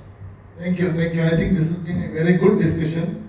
I don't think any disease has humiliated dermatologists as much as this damn fungal infection. We thought we had conquered it, we thought we had excellent drugs. With these 3 drugs, fluconazole, terbinafine and itraconazole, we thought we'll see the end of fungus. Now we are realizing that we can't even treat a common low-leaf fungus. That's a humiliating acceptance that we have to do. That's what he said, we can't digest it. We can't digest it because we don't cure so many things. At least this was there to cure. Now we find that we can cure that also. So it's as simple as that. But anyway, it was a very good discussion. Thank you so much. Thanks to both the speakers. Now, do you want to take a short break? 10 minutes and discuss something, please. Okay, show the video. That will be the break. Okay.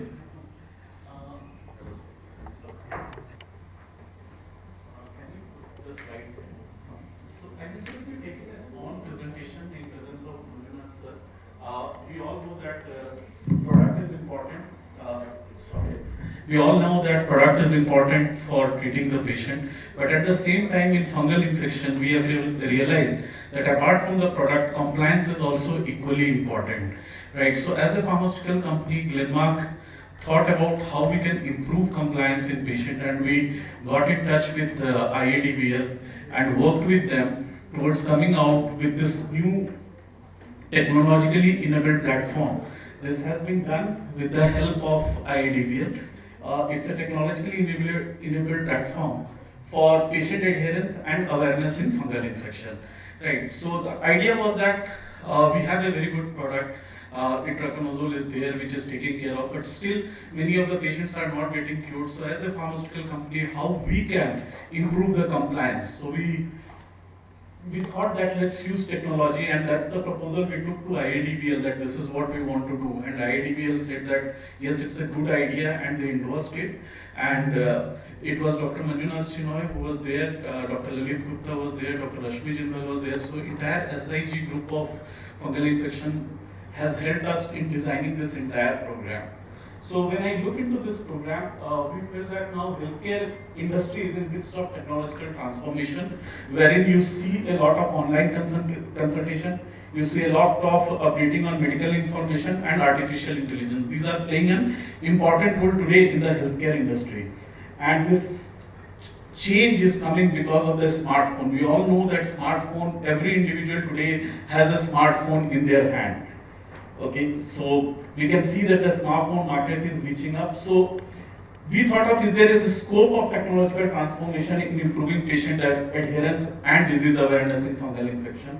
And that's why what we did is we surveyed some 150 dermatologists in India, and we tried to understand from them that how we can improve patient compliance. So we went with the question, how can the treatment outcome be improved in fungal infection? This is the one question which we asked all the doctors, and the answer came out very clearly. If you want a better treatment outcome, improve the patient compliance to the therapy, right? So that is what we surveyed and found out. And we asked the doctor, what is the percentage of patient who is adhering to the prescribed treatment regimen? And you will be surprised to see that out of this 150 doctor, 46% of the doctor believe that less than 50% of the patient adhere to the treatment regimen, right? And then we went out to ask that, do you agree that non-adherence is a challenge in fungal infection and it is causing recurrence and relapse? Most of them said yes. So we asked them, if yes, what percentage of the patient in your practice is impacted due to non-adherence?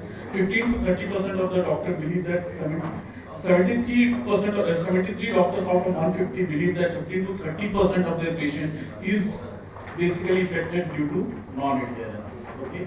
And then we asked them, because before we bring the technology, we wanted to ask them that should we bring about a technological innovation that can help in patient adherence? And most of them said yes, we can do that. And this led to the rise of something because we realized that there are many ifs in fungal infection. If someone could walk the therapy with the patient, if adherence was good, if patient had better knowledge of the disease. At any point of time, we are not saying that this tool in itself can replace the doctor consultation. It can only add to whatever you are counseling the patient. So we say that now you can say hello to many first in ensuring treatment effectiveness. First time in India, we have come out with a patient support program that stays with the patient for the entire 6 weeks of therapy. So his treatment till the time, because we have seen that average prescription is for 6 weeks. 6 weeks of therapy, the system works with him. It reminds him of the drug, medicine to be taken. It also makes him aware of what happens in fungal infection. Because we believe if the patient understands actually what is happening in fungal infection, the chances are there that he might comply more. So it's an awareness initiative, and the entire content which has been put on this initiative has been endorsed by IADBL, that this is what we want to be put in there. So it is the first time a chatbot we have developed, which is called as Hello Skin, India's first chatbot for patient adherence and awareness. It's a digitally innovative way to support you in the treatment of fungal infection. Now, what we are doing in this Hello Skin is that we are supporting the patient for the entire 6 weeks of therapy. It's a technologically driven WhatsApp-based chatbot. No human intervention, no no app to be downloaded. It's just a chatbot, and it is available in different regional language for the people to understand the disease.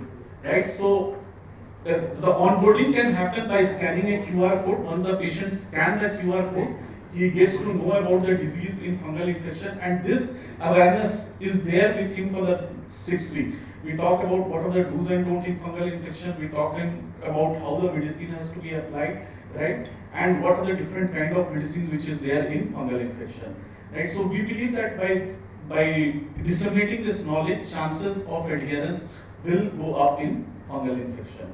So this is the real experience. This is simple code. If any one of you want to try it, you can just scan the QR code and it will start working. The chatbot will start working and it will help you to understand about fungal disease. So this we are taking it to all the doctors because this has been endorsed by IADBL and we feel that IADBL and Glenmark together can help in improving patient compliance in fungal infection through this program of Hello Skin. So that's all. Thanks a lot for this. And now so we can break for tea, coffee. Manjuna sir, if you want to add anything on Hello Skin. Yeah, there is no, for the first time in diabetes, we do have some kind of diabetes. We have one, probably they have an idea to extend it to acne and others. Yes. We are starting with fungal and then we'll get into others. So thank you all of you. So we can break for 10 minutes now. But before we break, we have a small compliment for Manjuna sir.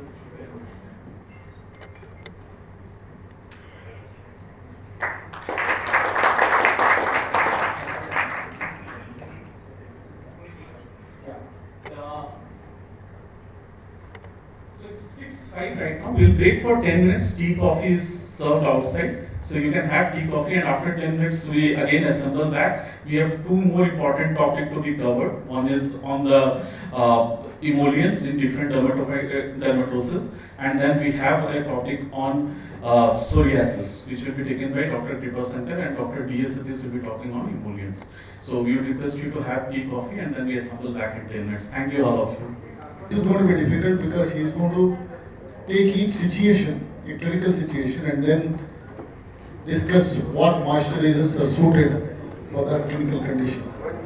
Now, Dr. Satish needs no introduction to us, not just in Bangalore but all over India.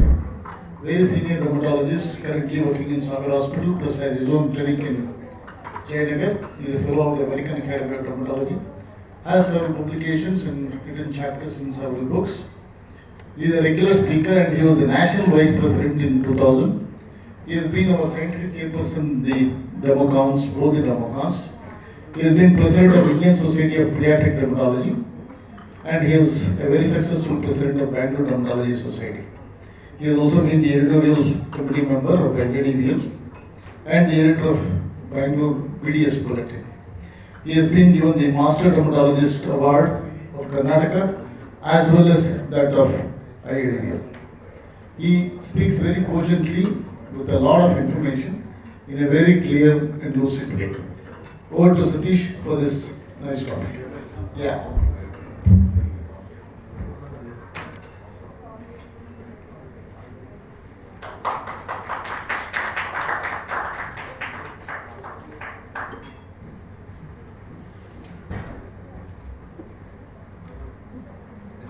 Thanks, Venkat, and good evening, everybody. So my topic today is moisturizers in dermatological practice. So I won't be talking much of theory and what the practical aspects. So what are the skin disorders where we commonly use moisturizers? You all know, you can add to this list during the discussion. Xerosis, seborrheic pruritus, acne vulgaris, post-procedure following acne, keratosis pilaris. This is some of the disorders where I use regularly. Atopic dermatitis and other eczemas, ichthyosis, psoriasis and other papillosquamous disorders, Fisher feet, we have category of lip moisturizers, and as routine skin care moisturizers for aging and photo damaged skin. Dry skin occurs when moisture content in the skin reduces by less than 10%. So if you look at this slide, you will find that there are 4 varieties of moisturizers: emollients, humectants, occlusives, and regenerators, which are used in aging. The emollients improve the skin barrier function and used in xerosis, atopic, and psoriasis. And most of them contain cholesterol, squalene, fatty acids, fatty alcohols, and ceramides. The humectants retain the water content in the serum corneum, so preferred in cirrhosis, ichthyosis. And some of the ingredients in the humectants are urea, lactic acid, AHA is glycerol, propylene glycol, hyaluronic acid, etc. Then you have the occlusives. They physically block transepidermal water loss and include petrolatum, zinc oxide, beeswax, mineral oil, silicons, lanolin. And some of these anti-aging moisturizers have also collagen and elastin in it, and they are known to replenish essential proteins. So we all know the different formulations of moisturizers and where exactly to use it. The creams, ointments, lotions, and gel-based moisturizers, which site to use, and which situation to use, and where to use the dry and in dry climate, in a coastal region, etc. So why do you need moisturizers in acne? We all know that most of the topical anti-acne products like the retinoids, BPO, azelaic acid, etc. cause a lot of dryness. So a moisturizer has almost become a routine prescription in your acne patients. Of course, when you use isotretinoin, it not only causes dryness of the face and cheilitis, but it also causes a lot of dry skin on the limbs and body too. And post procedures, of course, you need moisturizers, and a lot of them have hyaluronic acid in it. So do you combine moisturizers with sunscreen in acne? What I prefer is I do not combine, because moisturizer generally has to be used twice daily, and of course you don't need a sunscreen to be applied at bedtime, so I prefer to give moisturizers and sunscreens separately.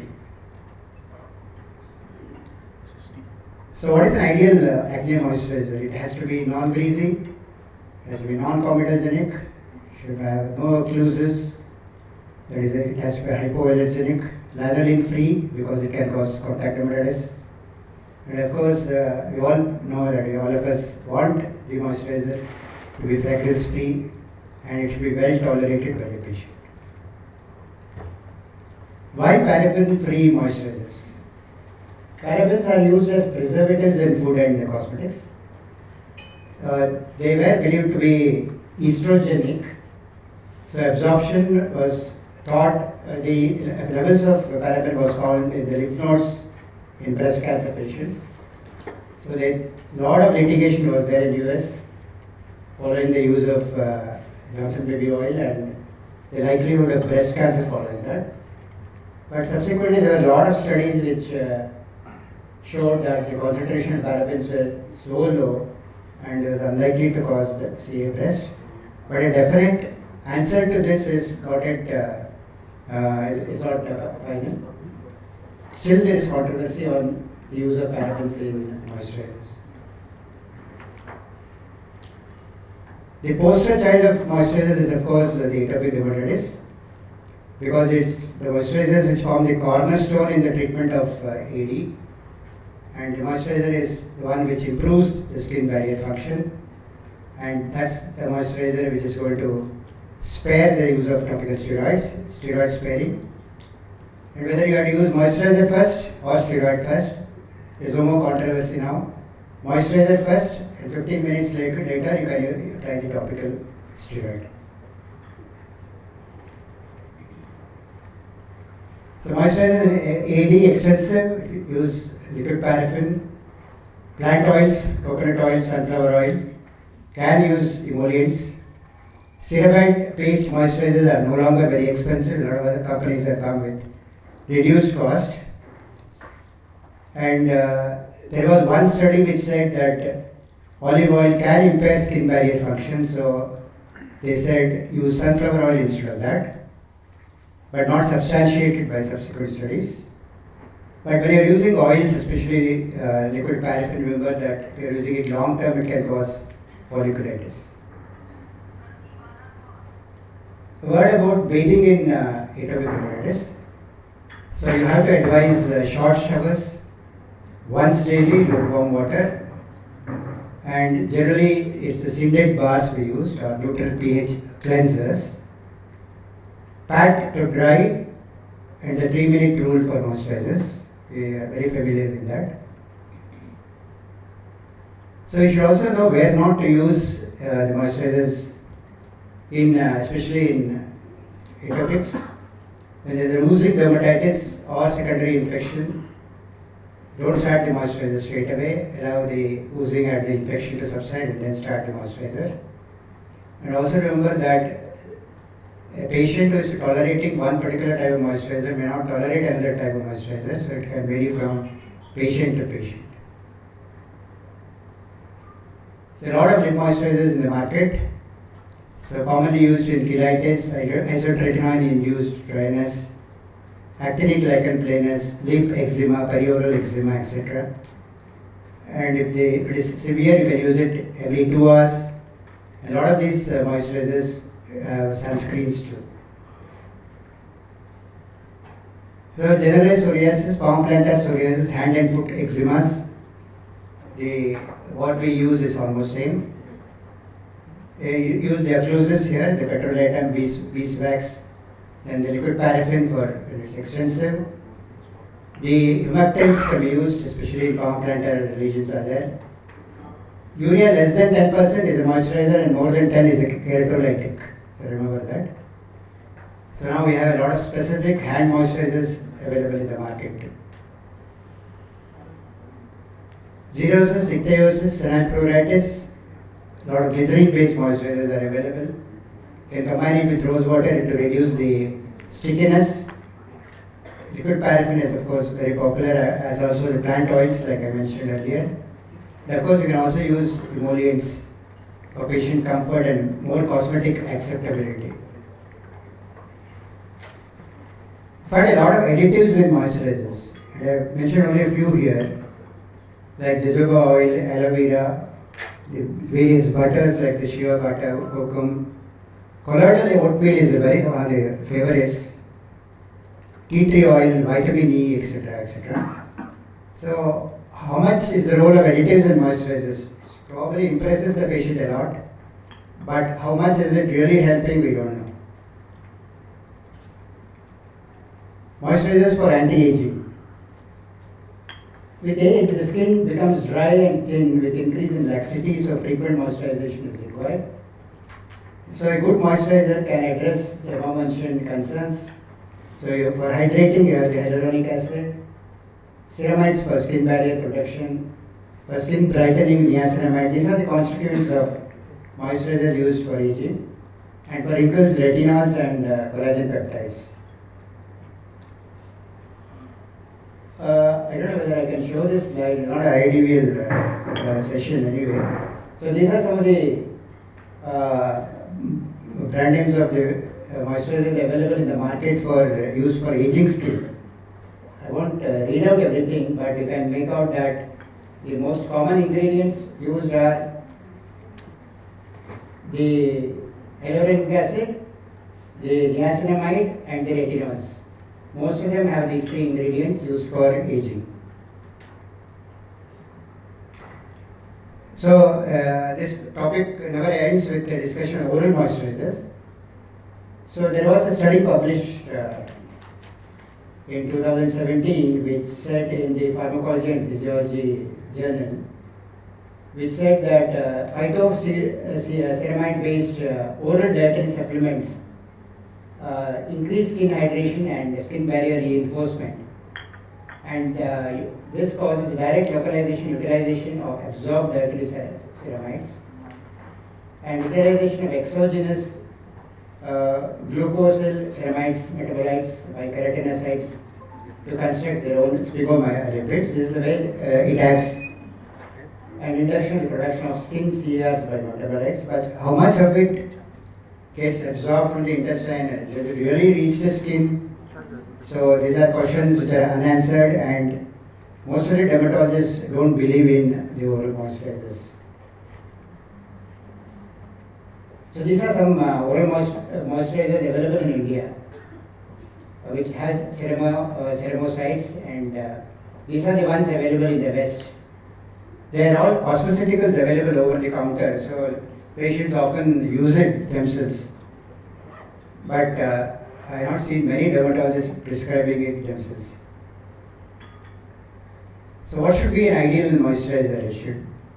We all know that it should be very well tolerated, non-greasy, non-comedogenic, should be paraben and lanolin free, hypoallergenic, fragrance free, and of course it has to be affordable to all sections of the society.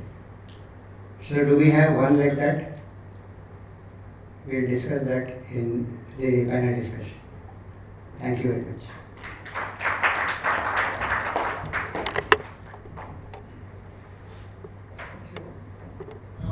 Since the two topics are very different, Satish, can we take your questions now only? Please come.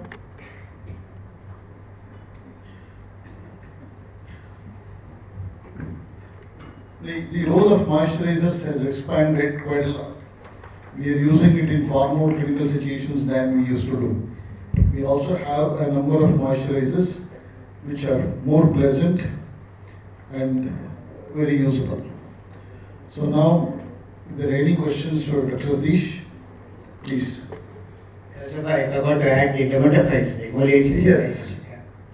In dermatophytic infections. I think there should be a lot of other indications that people are using. Any questions for Dr. Satish? I think people got exhausted after asking a lot of questions of fungus. Dr. Sangoli, please. One very common is houseflies hand eczema, which is there is very popular Norwegian formula for that hand eczema. And why these so-called ceramides, they are cheap because they get pseudo ceramides. Because true ceramides are very expensive. That's my understanding. Any comment on that? No, there are some products with true ceramides which are cost is less now. Not as much as the original one which was not. Yes, Manjunath. Dry scalp and itchy scalp is also very frequent. What moisturizer we can start there? Because scalp moisturizer nobody promotes in form of face, they do. Yeah. I think dry scalp, the best use coconut oil. Isn't that they say already we are using, so they want to do it there. A number of other hair oils do have some moisturizing effect. Fenugreek oil, I think even almond oil, they all have that. And I think I suppose that can be done. Some of them actually they are atopic also. The dry and sensitive scalp. They Yeah. Can we use ceramide based moisturizer to the scalp, maybe lotion form or something? Probably we can, yeah. Or gel based. Gel based may cause more irritation. Maybe the lotions may be better. But I think the graceful people should be hearing you. Did you hear this, Jyoti? There are very few moisturizers for the scalp. Okay. And scalp itching, dry scalp is a very common condition. In fact, no, sir. I don't think there is anybody who has promoted No. so far, right, to the best of my knowledge. Nobody.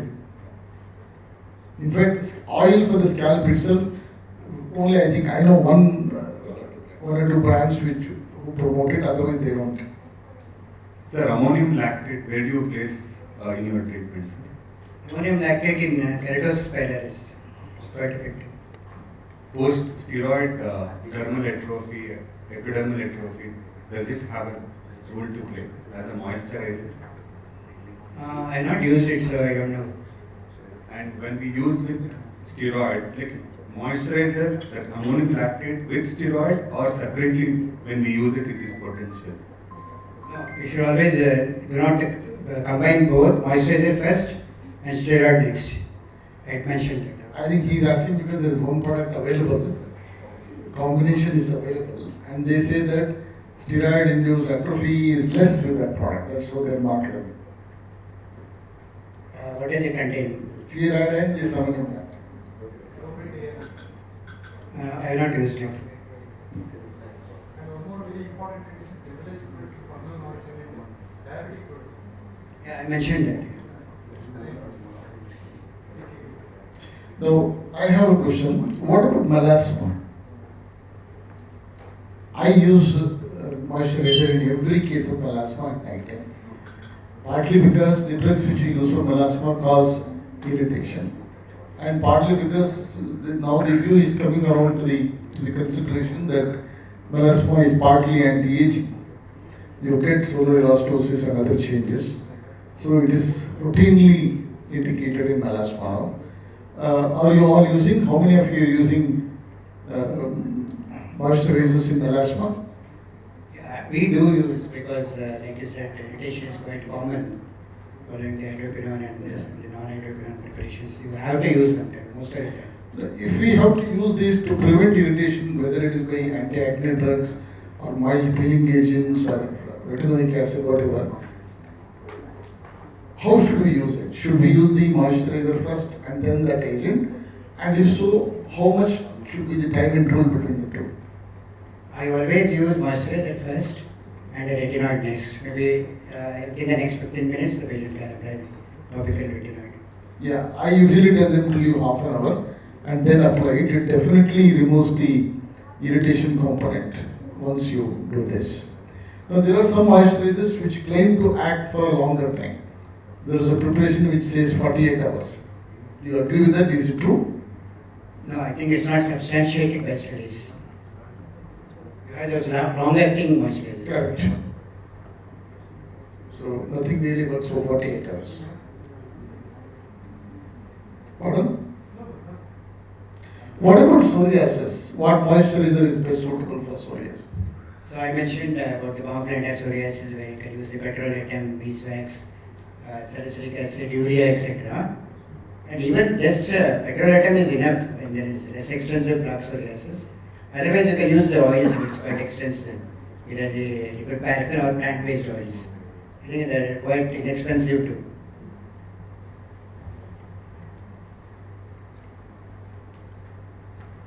So do you prefer moisturizer lotion or a moisturizer cream on patient on oral isotretinoin? Is the lotion formulation better or the cream?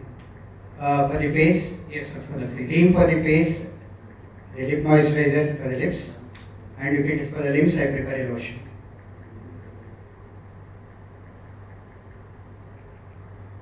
In atopic eczema, now the patient should ideally continue to use the moisturizers after the acute episode has subsided. But often they give it up, either because of the cost or the mother just doesn't understand the importance of the moisturizer. How do you overcome this problem?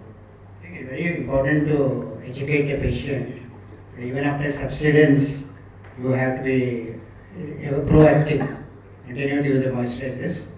Like I said, the relapse rates are better. And they have also found one more thing I wanted to mention, that there are studies which say that if you start in a very high risk atopic, high risk child with a family history of atopy, if your infant is born, if you start using the moisturizer from say 1 month of age, then you can either prolong the atopic dermatitis developing in the child or even the severity can be reduced.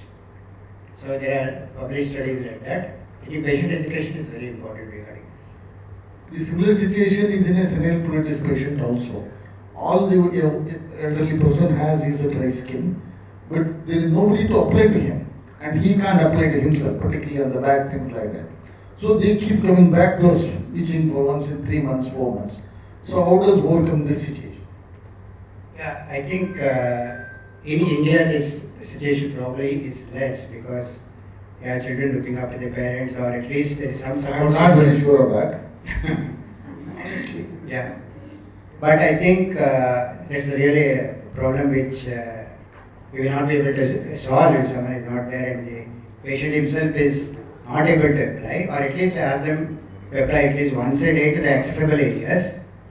And the second thing is, when you are prescribing an oil, you have to be careful that the patient does not slip in the bathroom and fall and have a hip injury or something like that. So there is one more thing which you have to be careful while prescribing oil-based moisturizers in the elderly. What about putting a little oil into the top, the bucket of water, and then taking a bath? Again, slipping in the bathroom is another factor in that we have to consider.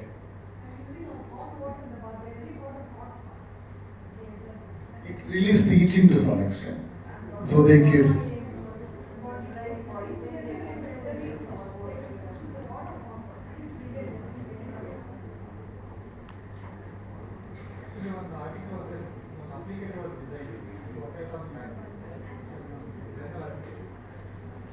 I think recently, yeah. Like a roller. Oh, okay. Application of oils in the Moisturizer spray I not used. It's there, must be there, I don't know. It's there, isn't it? I'm not very sure. I think already.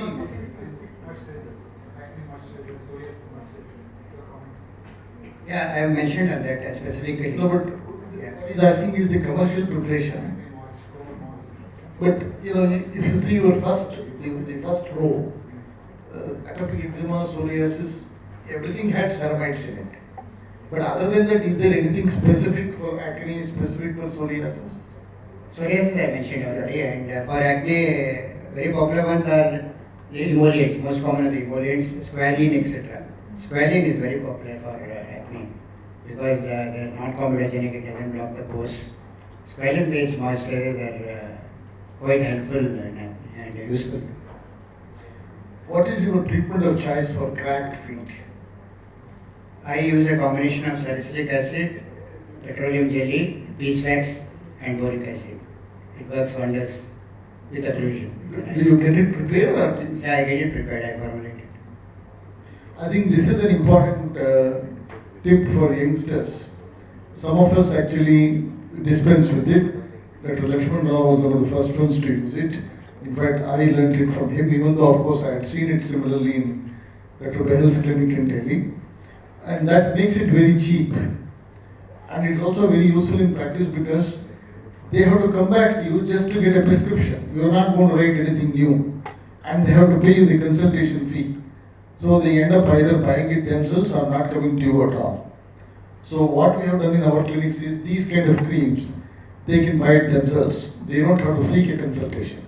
So that makes them compliant, and when it doesn't work, they come and see me. So that is something what we do in our clinic. Any other questions on this topic? Now the anti-aging moisturizers, the hyaluronic acid, does it get absorbed enough if it is applied on the skin? Does it go through the epidermis? It does, I think. Otherwise, how will it act? That's what I'm asking. Does it act? So it's used for both prevention and treatment both. Any of the youngsters who use this, does it get absorbed enough with its molecular weight? Its molecular weight is quite high. I have always thought it is a gimmick, that it really can't get absorbed.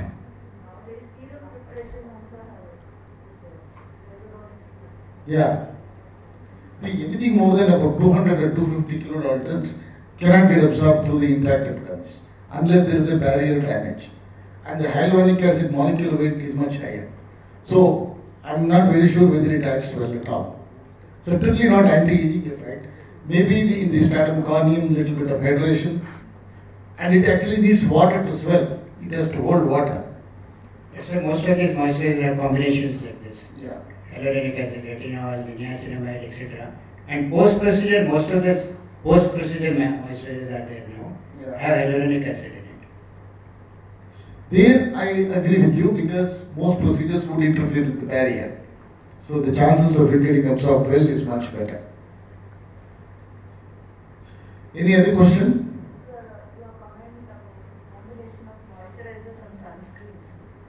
Yeah, that's my personal comment usage. In my practice, I don't combine. Somehow I don't like that. I always use moisturizer and sunscreen separately, but you have a lot of combinations of moisturizer and sunscreen now available. But I would prefer to give it separately. It certainly saves time. You don't have to apply two things. Anybody else who has a view on this? Do you wish to use a combination, a ready-made preparation, or do you only use one after the other? Patients with dry skin, atopic skin, that's combination.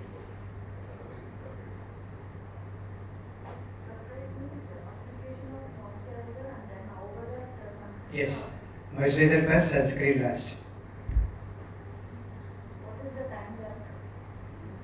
Nothing specific, I think. They are rushing to the office. Yeah. You can't wait for. You can't have 15 Yes. minutes. You can't give them wait for half an hour and all that. They will apply usually one after the other and go away. No, like I told you, no, you're applying moisturizer with sunscreen at bedtime. Why should you do that? Because most of the moisturizers are used twice daily. So the SPF is also very low. Yes. Yeah, mostly there will be 15, 20 like that.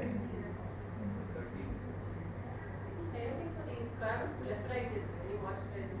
Because I've tried some, they caused a lot of irritation. So finally, I've ended up just advising coconut oil. So any other thing that you would suggest? Mostly emollients are effective. Even in eyelid dermatitis, for example, you have to use a moisturizer. It causes sort of irritation the moment it slightly enters the. No, it doesn't. A lot of good emollients are there, which cream-based, which do not cause irritation. Is there a role for using a moisturizer once the primary dermatitis heals? Whatever be the cause. Yes, definitely. I think that's something which is very important. It will help form the barrier. So every case of dermatitis should be followed with a course of moisturizer. So it's one of the almost it's number one product selling both in the dermatology field and as over-the-counter products. Yes. Sir, your comment on moisturizing body washes, which is in the Moisturizing body wash. So it's not really favorite, but some patients ask for it, so I prescribe. But I think there's no harm in using it. You can use it.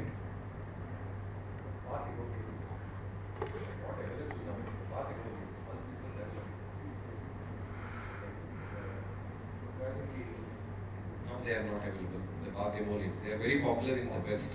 Yes, it can be used, especially in atopics.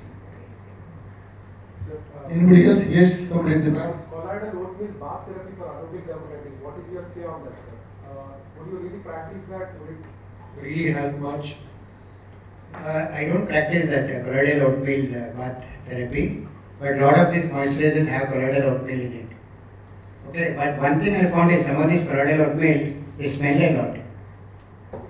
So the odor, patients don't like it. That's one of the reasons why the earlier products were not very successful, even though it has been available for quite some time. I hope the newer ones will be a little better. And also the time that is taken for it. I don't know how many mothers, working mothers have to do all that. Yes, madam? Sir, have you tried oral moisturizers like oral ceramides? No, I haven't. I told that. That's why I mentioned about this study and all that. I don't believe in the oral moisturizer, so I don't use it. Anyone using it in the audience? Oral moisturizers? You are using? How is that skin fade? Yeah. So how are the results and which condition you are using? I'm using in atopic dermatitis and psoriasis conditions in selected patients, and I've seen little results. Very difficult to assess. Quantify the results. How do you take care of the dryness that follows isotretinoin? Nose, the conjunctiva, the lips. Routinely you have to prescribe a moisturizer in all isotretinoin patients. Not only a lip moisturizer, the moisturizer to the acne moisturizer. And most of the time they will need a moisturizer for the hands and feet also. And also you can, now with the corona season, hand moisturizers are very important. So the conjunctival dryness, the nasal dryness, saline drops, that's enough. The conjunctival dryness, not many patients complain, but you have those eye drops available for the dry eyes. We can use that. Any other question on this topic? The quantity should be educated. 200 to 250 grams per week. The quantity should be told to the patient so that they will be using adequate moisturizer. Yes. So if there are no other questions, then we'll close this particular session. Thank you so much, Dr. Satish. Just hang on, they want to give you something.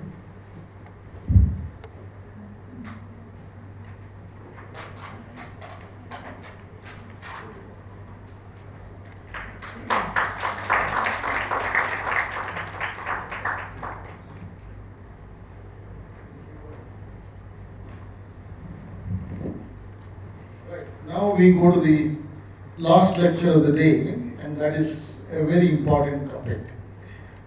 One disease which seems to have changed its character quite a lot is psoriasis.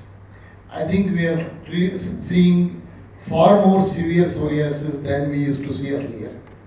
I think we are seeing far more comorbidities with psoriasis than we were seeing earlier.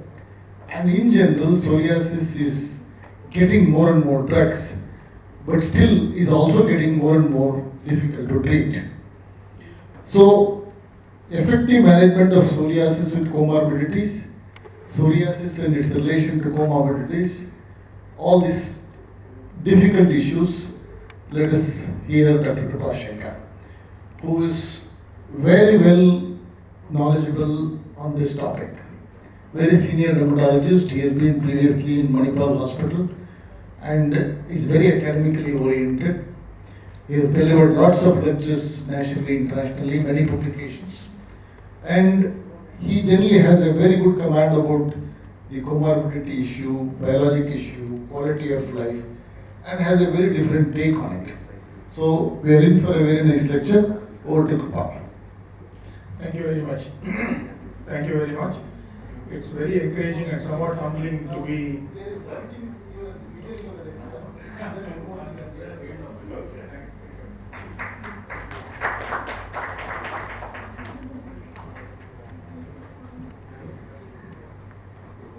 It's very pleasing and somewhat humbling to be introduced by what I consider as one of Bangalore's most prodigious brains, Venkat that is. So when we look at psoriasis and comorbidities, to my mind it occurs in three perspectives. Number one, here is a patient with mild, moderate or severe psoriasis on his first consultation, a young man or woman in the prime of life. They need to be told about the comorbidities which can arise in future so that they can make the adequate lifestyle managements at the outset. Okay. Number two, here is a patient who has already got psoriasis, who is on follow-up. You would want to monitor that patient for comorbidities. Not only do your PASI and DLQI, you would also like to do a check his blood pressure, check his body weight, to look out for his BMI, do an occasional OMA-IR to see if he is becoming insulin resistant, because diabetes is more common among psoriatics. And also refer him to the cardiologist if there is anything suggestive of a shortness of breath, inability to exercise, easy breathlessness on exertion, so on and so forth, pedal edema, congestive cardiac failure. That's the one on the follow-up patient. And then lastly, we have these elderly or middle-aged or elderly patients who already have established comorbidities before or after the onset of psoriasis and who are on a bunch of medications, in whom there are two considerations. Number one is, what are the medicines which can be useful in these patients so as to have a salutary benefit on the comorbidities? And the second thing is, what are the drug interactions, which has already been spoken of by the two speakers that preceded me on fungal infections. We need to check for those. Which are the drugs which are to be avoided in certain types of comorbidities when they do occur in patients with psoriasis. So this is the broad spectrum. I think I have given you outline of why we should look at this. Now reasons for systemic treatment. Why do we, now the question of comorbidities and psoriasis and treatment arises not when we are just doing topical therapy, we just monitor the comorbidities or educate the patients about them. Let us go to systemic therapy straight away, because that is where the problems can arise. Now, why do we do systemic therapy? Number one, there is poor or no response to topical therapy, or to UVB phototherapy, or to PUA therapy, who of course is also a kind of systemic therapy, or has received the maximum safe cumulative PUA dose, which is a consideration in white-skinned people. And I think there is just one case report from Thailand of PUA inducing a malignancy, cutaneous malignancy. Now, what are the other reasons? Psoriasis covers more than 10 to 15% of the body surface area. So you teach the patient on the first visit that the palm minus the digits is 1%, ask them to put it on a piece of paper, mark out that area by putting dots, and then cut out a kg cardboard and give it to them, and ask them to measure their body surface area on their own at home. They'll keep it in their file and they'll be happy with for you having done this very simple exercise. You understand what I'm saying? Put their hand on a kg cardboard, make marks with a pen here, there, take off the hand, draw a circle, cut out that and give that circle to them. They'll measure their own body surface area with it. 1 is 1%, 2 is 2%, 3 is 3%. If it goes beyond 3%, it's moderate. If it goes beyond 10 of those, it is severe psoriasis. Straight away you have a guide. The patient himself will come and say, doctor, I think my psoriasis becomes severe. What you are giving me is not adequate. Do you understand? The patient makes the judgment, so they are more likely to comply with your treatment. Instead of you telling them you are becoming worse. Understood?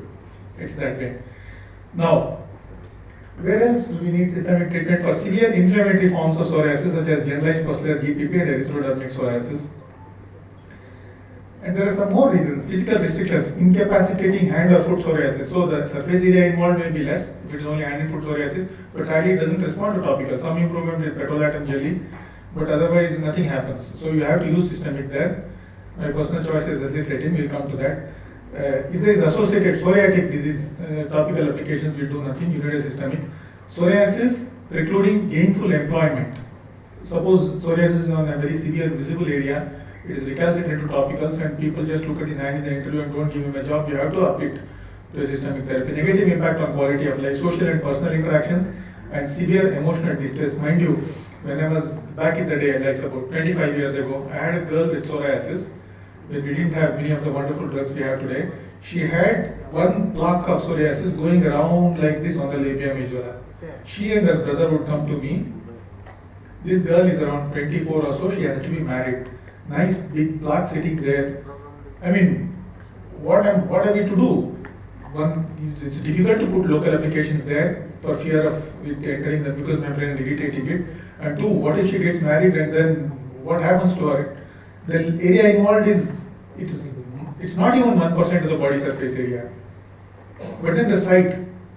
So you will come across things like this. When we talk of severe emotional distress, it need not be erythrodermic psoriasis visible all over the body. It could be a plaque on the hand, dorsum of the hand. Some people get small little psoriatic plaques only on the knuckles. Okay, do what you will, it persists there. Then you'll have to think of what to do next. So these are all the things. Now, when we look at methotrexate, of course, has been there from the 1950s. We all started using it in the 1970s. In fact, I think I started methotrexate in 1985, something like that. Now, methotrexate initiation of treatment, you have to do a physical examination and a medical history, standard blood chemistry, CBC, hepatitis and HIV screen, renal function tests, liver function tests, then just radiograph and consider a TB test. Some people do it routinely, some don't. And in this country, I don't know whether it is optional. It doesn't seem to be a part of a guideline written in this country for management of psoriasis. But if you think the patient comes from a low socioeconomic background, a crowded family, or an endemic area, then it might be a good idea for you to do a TB screening, even for methotrexate. Now, what are the risk factors for liver disease? Alcohol use is well known to you. History of liver disease, elevated LFTs, IV drug abuse, this you won't get a history unless you specifically ask. Diabetes, obesity, and previous exposure to hepatotoxic drugs. So if a patient comes to you, you weigh him first. If he's like 100 kgs, methotrexate, you have a problem. You can't go on to use it for a long period of time because he will already have an AFLD. You do ultrasound abdomen and do SGOT-PT will be elevated even at baseline. In such a patient, you have to mentally prepare yourself to the idea that you can't go on with methotrexate for extended periods of time. Okay? So that's the point. Now, what is the dose? Initially, we give a test dose of 5 mg and you call 1 week later. Ask the patient to email a CBC 1 week later. It's easier, more practical these days. And if the CBC is relatively unchanged, you start the standard weekly methotrexate schedule, that is 0.2 milligram per kilogram body weight, or you can give up to 25 or even 35 milligrams sometimes. So beyond 15 milligrams, it doesn't work very well when given orally. So if you are looking at doses beyond 15 milligrams for a combination of cutaneous and joint psoriasis, you would rather give it intramuscularly or subcutaneously. Now you can gradually increase by 2.5 milligram weekly pending response up to 30 mg weekly. Some people go to 35, for example in PGI. And you have to give concomitant folic acid in order to reduce the toxicity. All this is known to us, this is old hat, so to say. All these side effects, we are all familiar with it and we know how to monitor. But there are a couple of things. Blurred vision is one thing. And the second thing is, in a very, very rare patient, because I am telling you it happened to one of my patients, you can get methotrexate induced ototoxicity. They can become deaf. And number two, you can get methotrexate induced trochanteric fracture. loss of bone mineral density and hip fracture. So keep these two things in mind. If a psoriatic patient who is on methotrexate, joint pain improves, and then he comes with hip pain, you better have an X-ray done quickly and see what's happening there. So these are the few things. Then leukopenia, persistent abdominal LFTs, or a continued gradual increased liver enzyme. If that happens, you withhold the methotrexate for 2 weeks.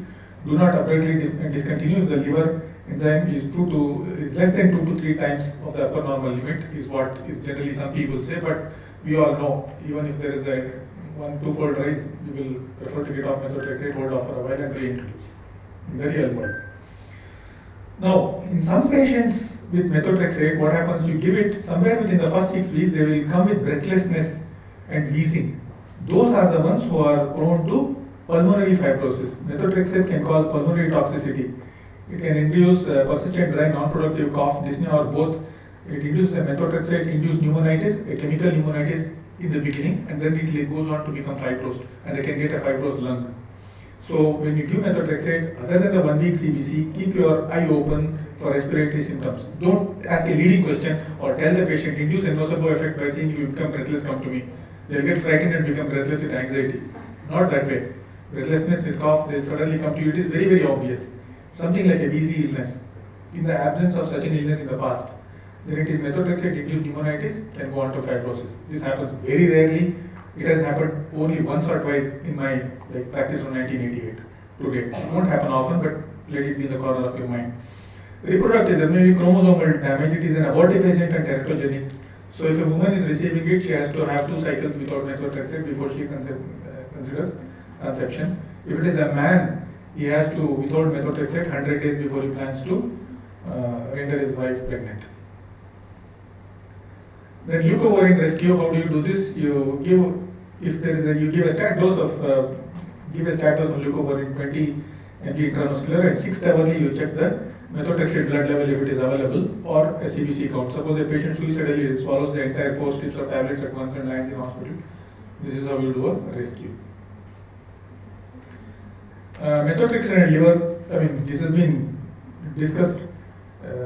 So in the year 2008, that far, if I look at Dr. Satish and I, we have had numerous discussions on this, innumerable in forums such as this. Is cumulative dose of 1.5 gram enough reason to discontinue treatment and transition to biologics, thus sparing a liver biopsy? This is no longer the opinion. You can go on to any dose. There is a way to monitor it. Now, can you push the envelope before doing liver biopsy to 2.5 grams cumulative dose? Or there are better ways to assess liver tolerance or damage by individual patients? I want you to ask me this question when we sit down for the panel discussion. I'll tell you how I do it. Now, methotrexate and bone marrow suppression. Question. Are fatalities often caused by drug interactions? Example, sulfonamides due to the complication of psoriasis patients. A reason for us to abandon methotrexate treatment. Sulfonamides are not used, except of course if you are using those for arthritis. Then keep an eye on prescription with methotrexate by other specialties or by yourself. So before you write methotrexate, ask the patient to take out all the papers of his other consultations, which may be diabetes, hypertension, chronic kidney disease, whatever. Take out all your papers, put it on the table, let me see what those are, go to Google, find out what's the generic, make a list of it in the patient file, and then check for drug interactions. I'll teach you how to do it. It's a very simple way. And at the bottom, do you see one URL I have written, https://reference.medscape. If you want, you please take a picture of that URL at the bottom. This is a wonderful site for checking for drug interactions. reference.medscape.com/drug-interaction checker. This is a beautiful URL. You don't need to remember the big lists of drug interactions. Before the advent of this site, you know what I used to do? I used to go to the product monograph, copy paste the entire list of drug interactions which are listed, put it in a Word file, and whatever drug, like for example, all the drugs interacting with itraconazole, to cite an example, there would be like some 100 and odd names there, generics. I will press Ctrl F, a window will open up, and then I put the name of the drug I wish to give. If that drug is in that list, automatically it will go and highlight itself there. In the olden days, when this site did not exist. Now that this exists, it's very easy to use. There's a box over there, you go put in all the drugs the patient is taking, and you put in your drug. and it will show if there is a interaction or not. This is how it looks. When you look at it online, this is exactly how it looks. Okay, this is a drug interaction checker. Make use of this. Now we will go on to retinoids in psoriasis. Traditionally, 25 milligram per day as monotherapy. Retinoids means acitretin essentially. It's not any other retinoid. Traditionally, it has been 25 milligram per day as monotherapy. Consider 25 milligram OD or 10 mg per day in combination with monotherapy or PUA. If you are going to do a combination therapy, consider increasing dose, pending response, and side effects. Actually, the correct way to go about it these days is 0.5 mg per kg body weight. 0.5 mg per kg body weight to a total of cumulative of 200 mg per kg body weight. If the risk of diffuse interstitial skeletal hyperostosis increases only when you have reached 200 mg per kg body weight, which means that you can give it continuously for 400 days. If you use it intermittently, you can prolong it even further. Even beyond 200 mg per kg body weight, if you monitor the patient, you can continue. DISS doesn't happen in all the patients. You just keep an eye on the LFT and an occasional consultation with a rheumatologist and an orthopedic surgeon to see what's happening to the bones, and there you go. Now, what are the side effects? Triglyceride increase. This is more common with isotretinoin than acitretin. I don't know why the difference exists, but it is there, and there is not a problem at all. If the triglyceride go up, just add up fenofibrate or one of the fibrates. If the cholesterol goes up, you add one of the statins, atorvastatin. Then hepatotoxicity with retinoids is infrequent, but if a patient is severe alcoholic or has already got underlying liver disease, it can be hepatotoxic. Hair loss in females is likely. This is a drug-induced effluvium. Okay, you don't make your patients bald by giving acitretin. They will come to you and say, "Oh, and all that," show you bunches of hair. You shouldn't be alarmed. You shouldn't lie to the patient or try to investigate for other causes. Retinoids do induce an effluvium. It can be quite alarming, but nothing will happen. Once the therapy is over, they'll treat you. Then teratogenicity is a major thing. With isotretinoin, if you give 2 cycles after cessation of therapy for a woman, it's enough. But with acitretin, if you introduce for a woman to get pregnant, she should get pregnant only 1 year after stopping it. And if she's a woman who consumes alcohol, whom you find quite often, both in the rural and urban settings these days, it is 3 years. If a woman consumes alcohol, 3 years between stoppage of acitretin and conception. If it is without alcohol, 1 year. In order to avoid. So it is best given to women who have completed their family, to put a long story short. Retinoids, acitretin combination therapy, systemic medications. Retinoids are our best combination therapy drug because it can be combined with all of these. It can be combined with sulfasalazine, hydroxyurea, cyclosporin, azathioprine, as well as biologics. And I don't see how anybody will use azathioprine in psoriasis, but all the same. Acitretin combination with UVB and PUA will provide especially UVB. Acitretin with PUA, I might be slightly dicey, but acitretin with narrowband phototherapy is a really good thing. There they've got a mutually dose-sparing effect. It reduces the total number of sittings. It also reduces the total dose of acitretin. It gives you a superior clinical response. They are synergistic. It reduces the acitretin dose. It accelerates the response. Degree of UVB or PUA exposure is lower. And shorter treatment periods decrease total exposure for clearing. All these things. Okay. Now, let us go to the next one, cyclosporin. First, I'll finish the traditional ones and then we will go on to the biologics. Cyclosporin is known as the crisis buster in psoriasis. I started using cyclosporin in 1992. And the person who taught me to use it was Dr. Ganesh Pai from Bangalore. Severe inflammatory psoriasis, erythrodermic psoriasis, generalized pustular psoriasis, GPP of pregnancy, erythrodermic psoriasis of pregnancy, severe unresponsive psoriasis, where no systemic can be used in pregnancy, cyclosporin is the drug of choice. Psoriasis, recalcitrant to previous therapies, erythrodermic type psoriasis, and pustular. In the United States, it was formally approved in 1998 for 1 year of continuous therapy. It was approved for psoriasis earlier. In 1988, it was approved for 1 year of continuous therapy in 1998. And in Europe, there is an approval for 2 years of continuous use. Do I use for 1 year or 2 years? No. I use it for 3 to 6 months and then I come to methotrexate or biologic or some other product, narrowband phototherapy or something. Okay. What are the side effects? You all know this: renal dysfunction, hypertension, less frequently hypertrophy, gingival hyperplasia, that is more common in patients who got a bad oral hygiene. So if you are going for cyclosporin, it's best to have a consultation. Especially if you are planning cyclosporin for long term, like 3-6 months, etc. Most of the time, where do you use it? Severe inflammatory erythrodermic psoriasis, you give it in about a week. The patient's PASI will come down by 50%, and in a month it will be clear, and then you can shift to something. But if you are looking at giving it like for say 3-6 months, better to send to a dentist first, get all that stuff cleared out, make sure there's nothing in the gums, teeth, cavities, everything, fix it, and then you start. Less frequently, of course, quite frequently you can get acne with prolonged therapy, hypertrichosis and all, gingival hyperplasia, rarely liver toxicity. So there is an international consensus statement on cyclosporin A in clinical practice. The main recommendations for use of cyclosporin in the mantle psoriasis are intermittent short courses, average of 12 weeks duration of cyclosporin are preferable, like I told you. Should be given in doses of 2.5 to 5 mg per kg, but most of the time, personally, I use 3 mg per kg. The treatment regimen is tailored to the need of the patient because the half-life is very short, you can monitor very nicely. And because with methotrexate, it is once in a week, it takes a week for the patient to see a difference. Here they see it in days. Likewise, if you want to up dose, low dose, get off or get on, you can do it in a day. Now, psychosocial disability as well as clinical extent of disease and failure of previous treatment should be taken into account. Renal function and blood pressure should be assessed, monitored before and during treatment. So in the first week of treatment, it is better to get a creatinine by email from the patient weekly and also a blood pressure reading. And thereafter, you follow up with creatinine and blood pressure on a monthly basis. And if you are going to give it for beyond 2 or 3 months, you ask them to go on a low salt diet, which essentially means avoiding pickles, papad and namkeens, nothing more. They should stop using salt in their food, they will become hyponatremic. Then, let us come to apremilast. This is a bit of a new kid on the block for many of us. The maintenance dose of apremilast is 30 mg twice daily by mouth with the initial dose of, all that initial dose business I think has been sorted out now. The current practice is what most of us do is we give 30 mg HS for 2 weeks and then step it up to 30 mg BD thereafter. And you see them at 1 month. Of course, 15 to 20% of patients who don't tolerate it still continues to be the same, no difference there. If they cannot tolerate it at all, there's nothing you can do about it. But if they have severe symptoms for 3 to 7 days and then those symptoms disappear, you can actually continue. So there are a good number of patients.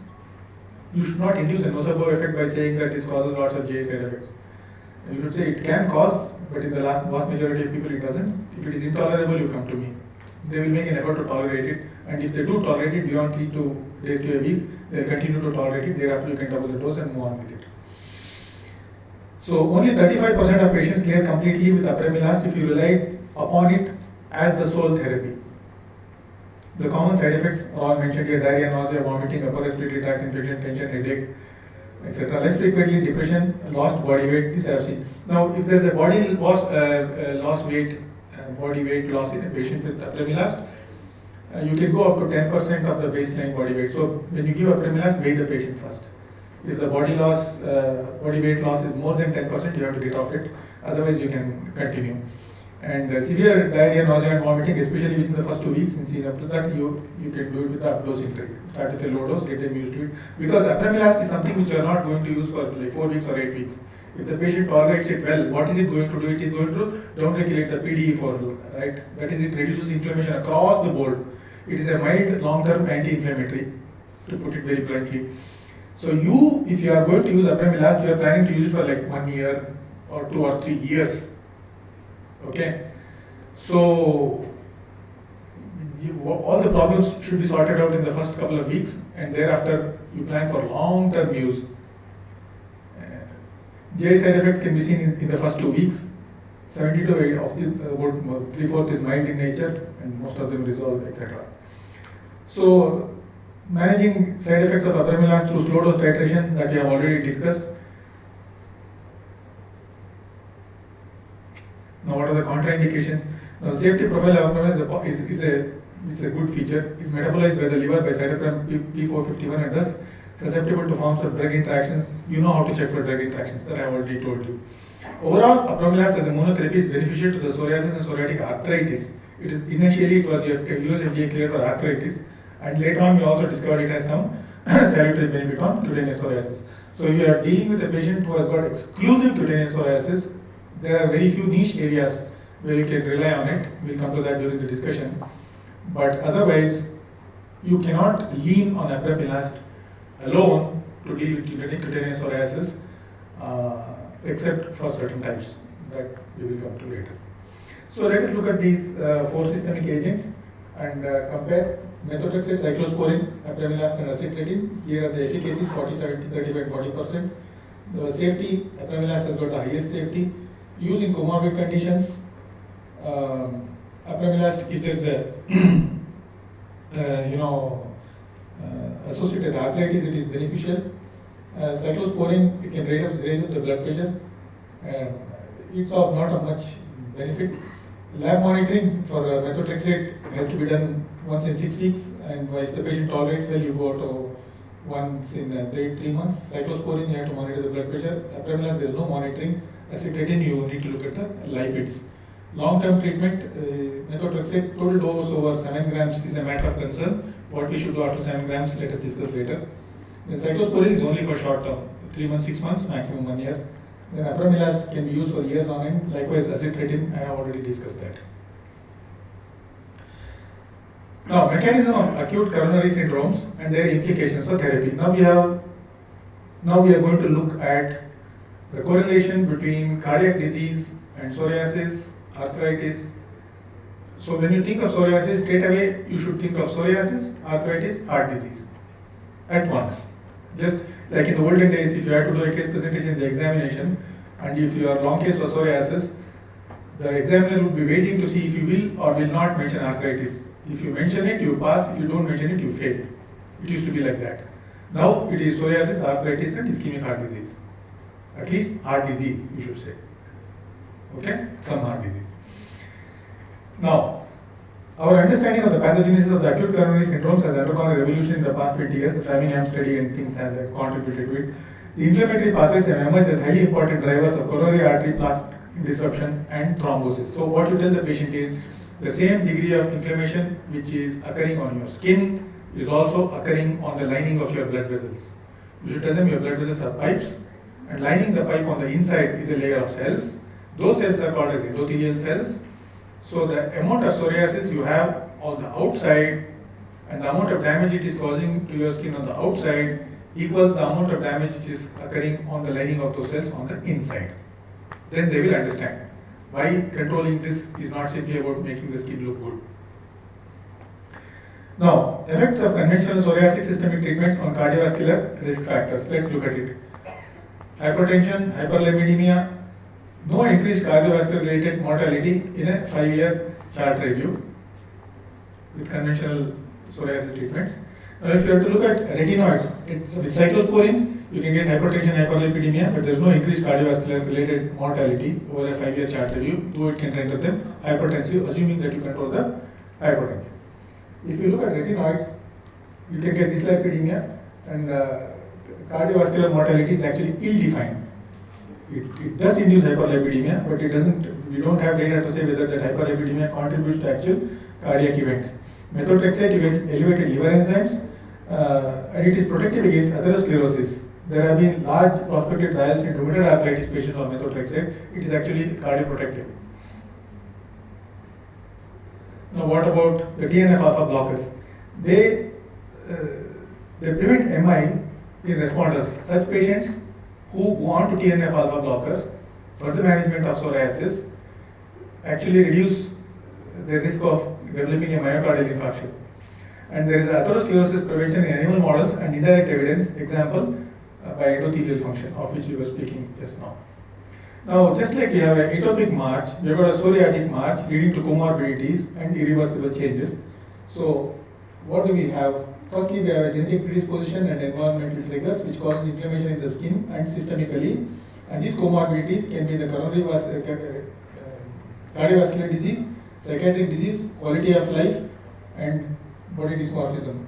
So it starts with microinflammation, insulin resistance and obesity. That's why I would want you to check the height and weight of your patient, calculate his BMI and do a fasting for insulin and blood sugar and check out his HOMA-IR. Okay? Myocardial infarction, atherosclerosis, stroke and metabolic syndrome, depression and anxiety disorders. It's much more in psoriatic patients than in the general population. General population anxiety depression is 10% each, roughly. In the psoriatic population, it's closer to 30%. It can be primary or secondary. We will see about that. And then you got stigmatization, which is most contributory. Stigmatization is most contributory to anxiety, depression, mixed anxiety, depression, as well as to suicidal ideation and to the successful completion of suicide, meaning to say committing suicide. This is not a trivial thing. This happened to one of my patients, a young girl in college. Friends made fun of her psoriasis, said, "You've been going to a doctor, you've been taking so many medicines." Few days later, the patient's brother and mother came and said, "Sir, your patient committed suicide." Sadly. I mean, they were not litigious.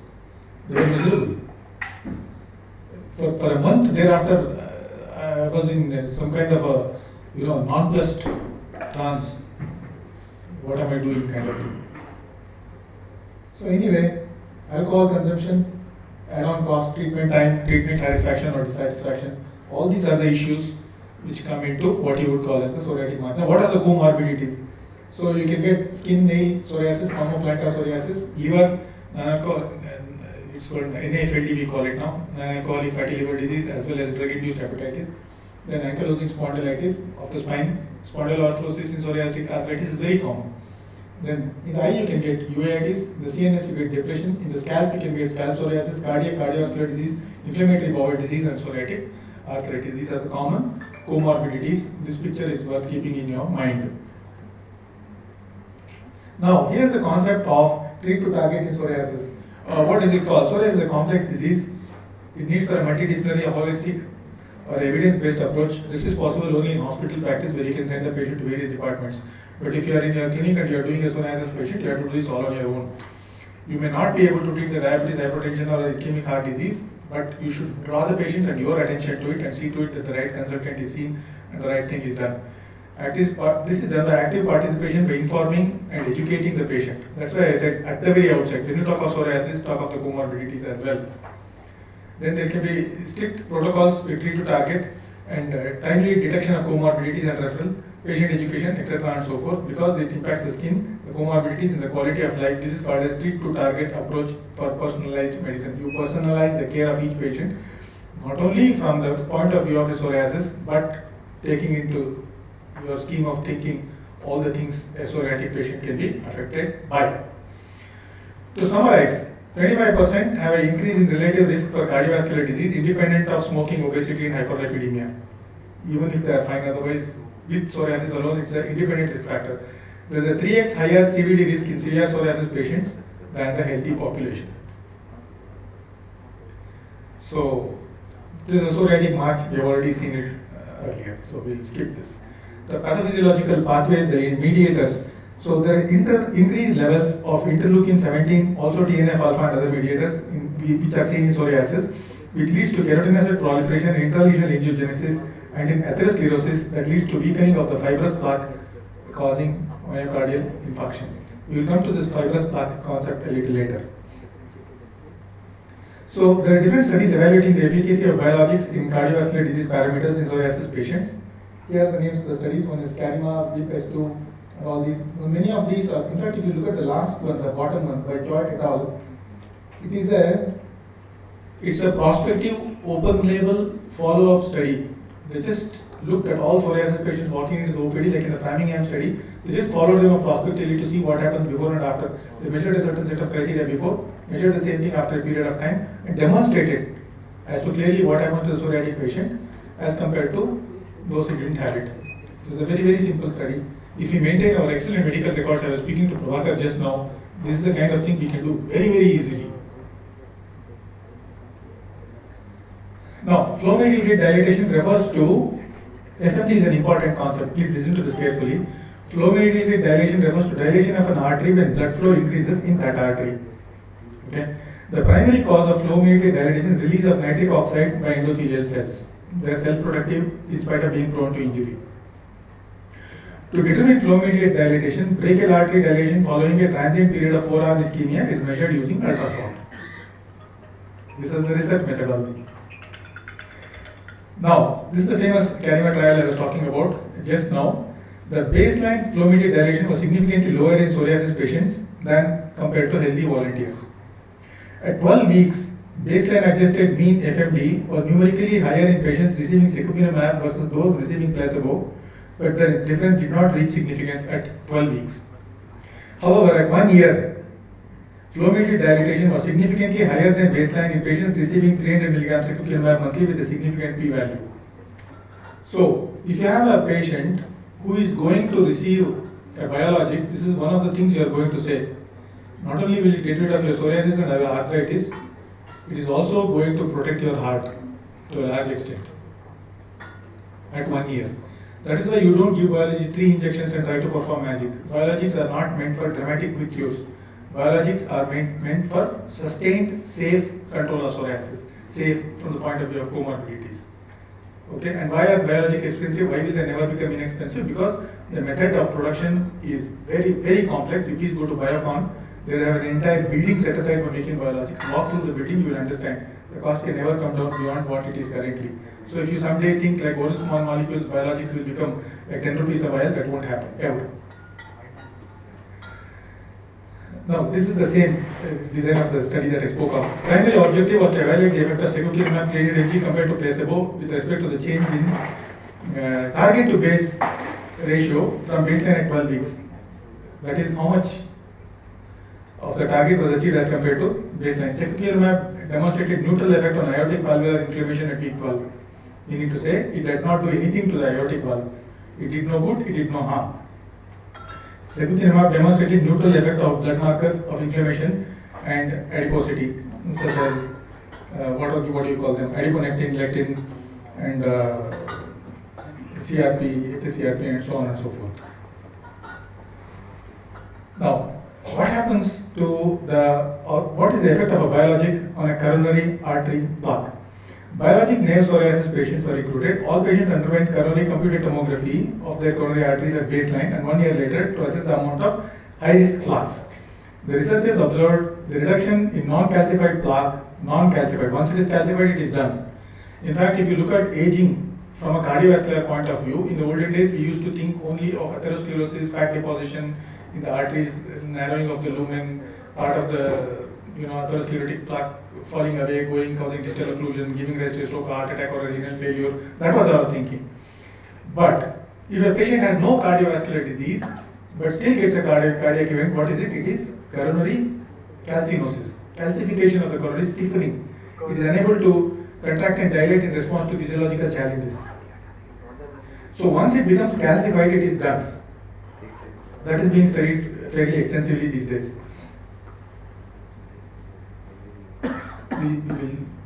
Okay, look at this bottom right.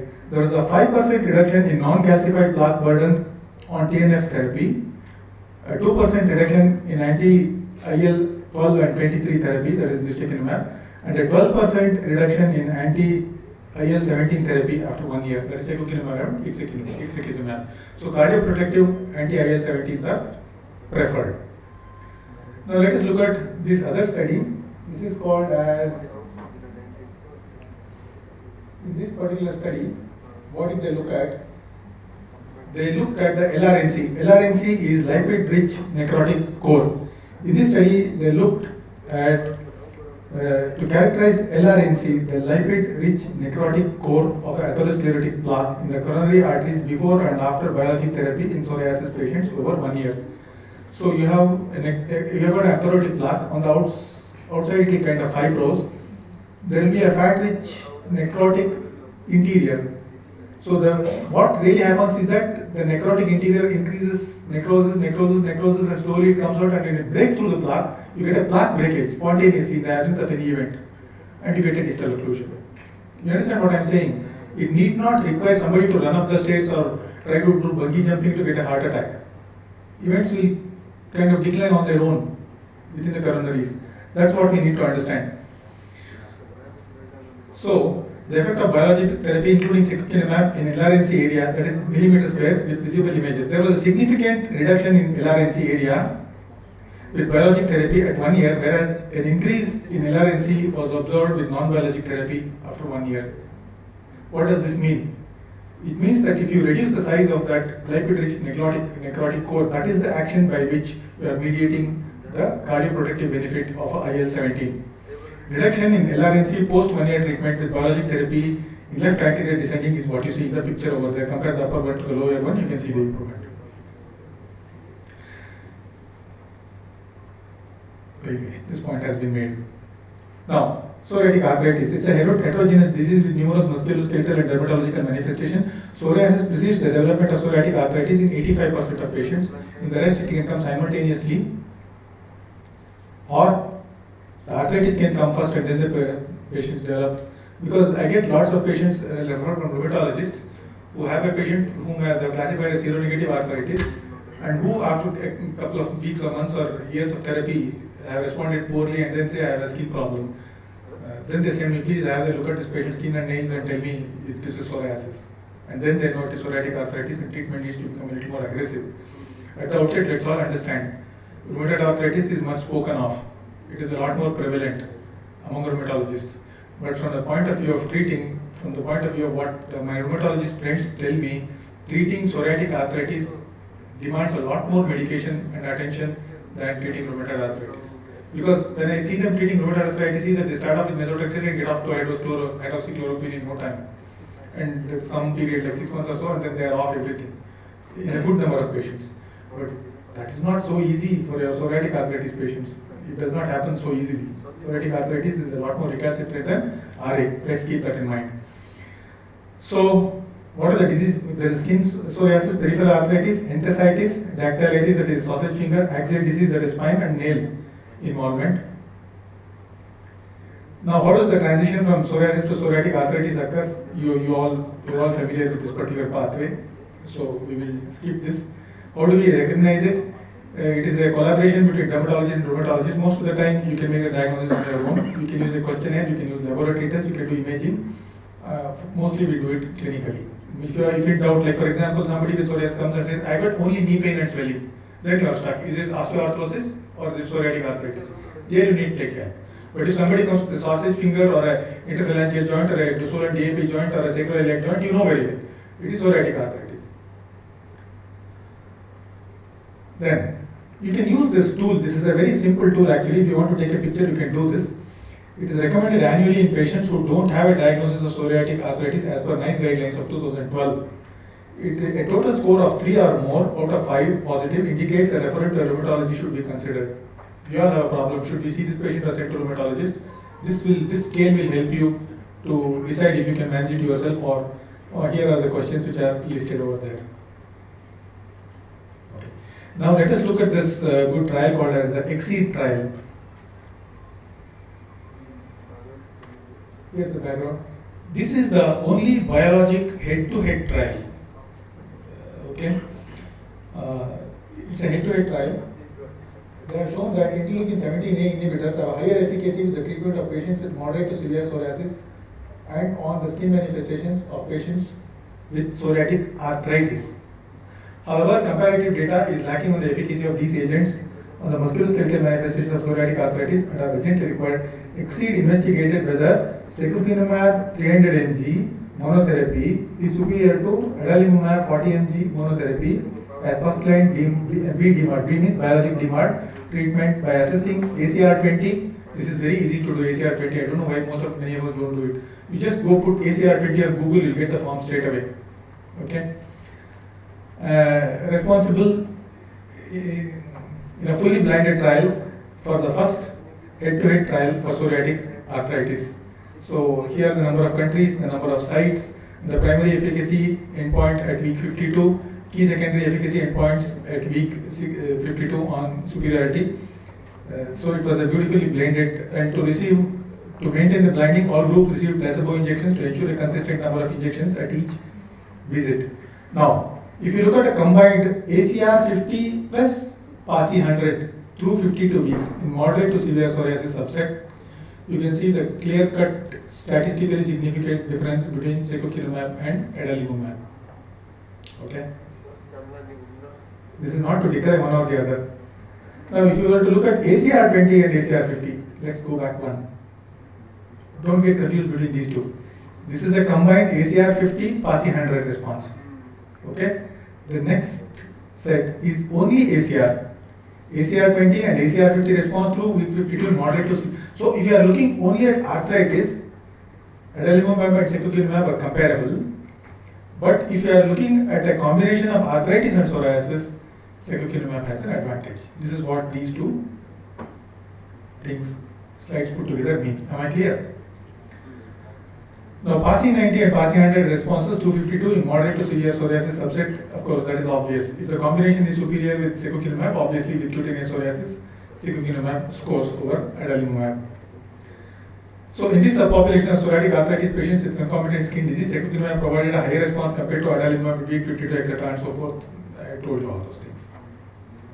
Thank you very much. Now, I hope to, with the help of Venkat, have some questions moderated towards me, for some of which I might have answers, and for which, the questions for which I don't have answers, I'll find out and get back to you. Thanks for your patient listening. Some of you were nodding off, but I won't say who.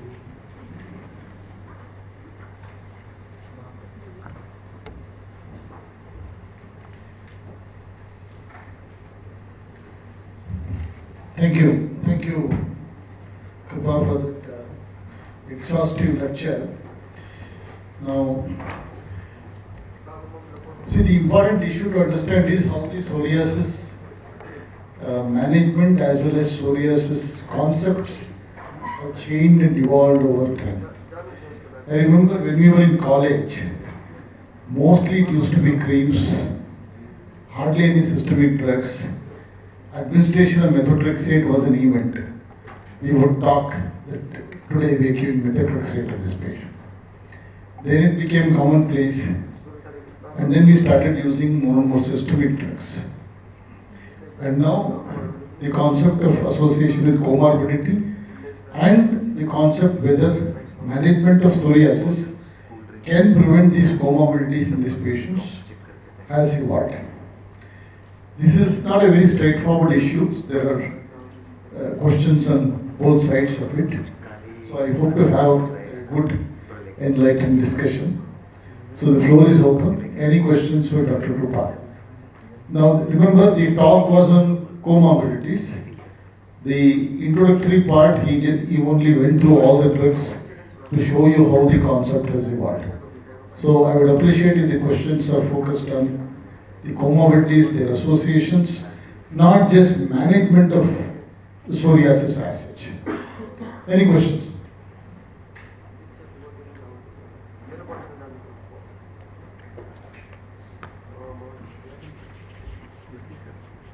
You seem to have been stunned by your lecture.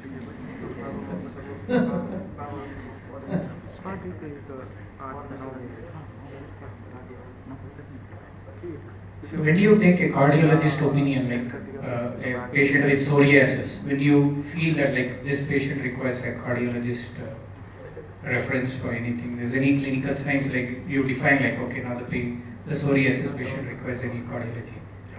So first you see that he has got more than 3% body surface area involvement, 2 that he is overweight or obese, 3 you check his blood pressure if it's anything above 85 diastolic, okay, and 4 you look out for his BMI if it is above 25.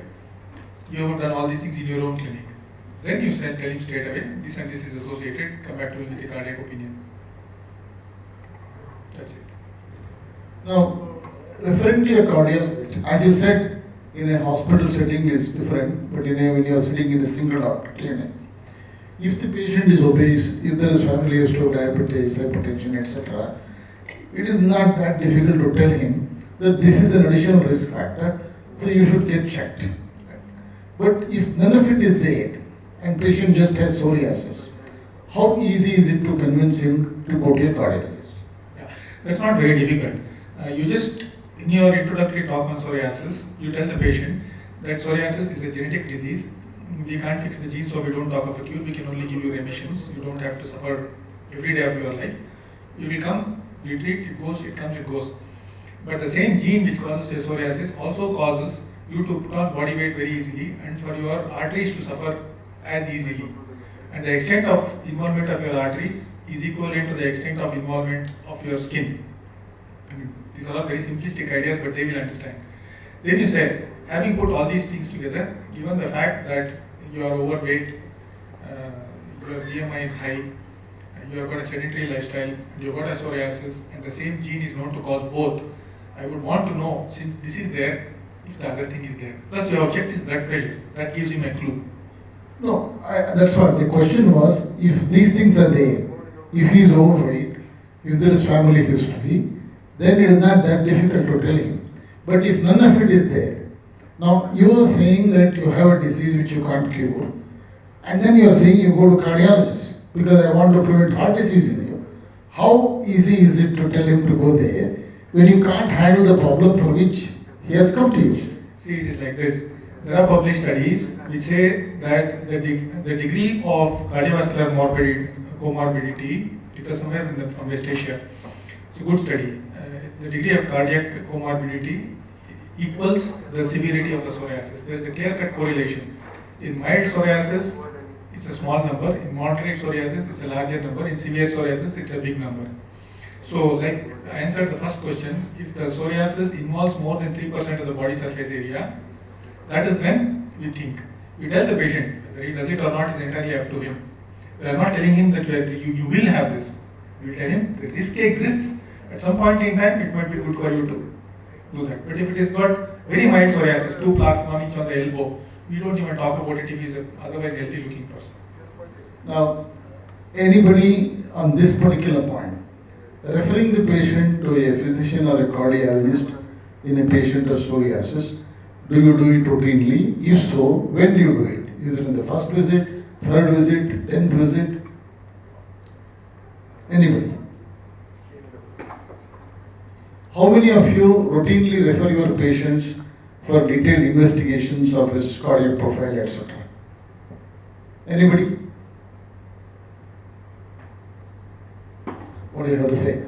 Yeah, see, it is like this. Myself and Dr. Franklin did a study of this while we were in Manipal Hospital. This must have been circa 2010 or something, where we took some 200 patients with psoriasis and as controls some data of healthy patients, and we looked at comorbidities of psoriasis, including all these things: obesity, hypertension, diabetes, ischemic heart disease, so on and so forth.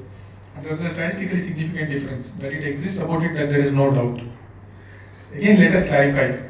If a patient comes to you with 2 small blocks or insulated scalp psoriasis, you give him the entire briefing on psoriasis, but you don't need to talk about cardiovascular disease. If the psoriasis is severe, that is when you raise the issue. And let us also know that 80% of patients will have mild psoriasis. Okay, 20% will have severe psoriasis. Palmoplantar psoriasis is also severe. So if it is palmoplantar, if it is extensive cutaneous, then you raise the issue. If it is mild psoriasis, less than 3% is the body surface area, and the patient is otherwise looking healthy within his body weight, and he does not have any alcoholism, tobacco use, etc. and so forth, then just leave him alone.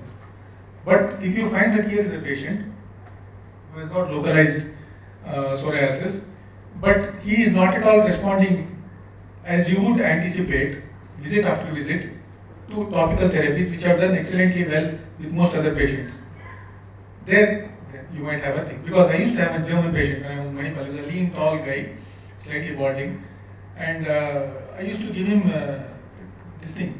Diamonds and Divobet was available at that time. You know, the vitamin D analogs, yeah. Calcipotriol was available. Betamethasone and calcipotriol was available. It would just turn pink, next again it would scale, month after month.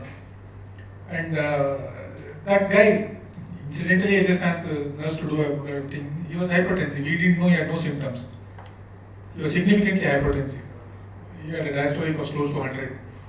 And thereafter, I got an idea. Okay, fine. It's not only about the PASI, it is also about the recalcitrance to topical therapy, which means that there are some genetic variants in the subtypes of psoriasis, and chronicity and recalcitrance seems to correlate with cardiac disease other than the body surface area. That's the thought in my mind as of today.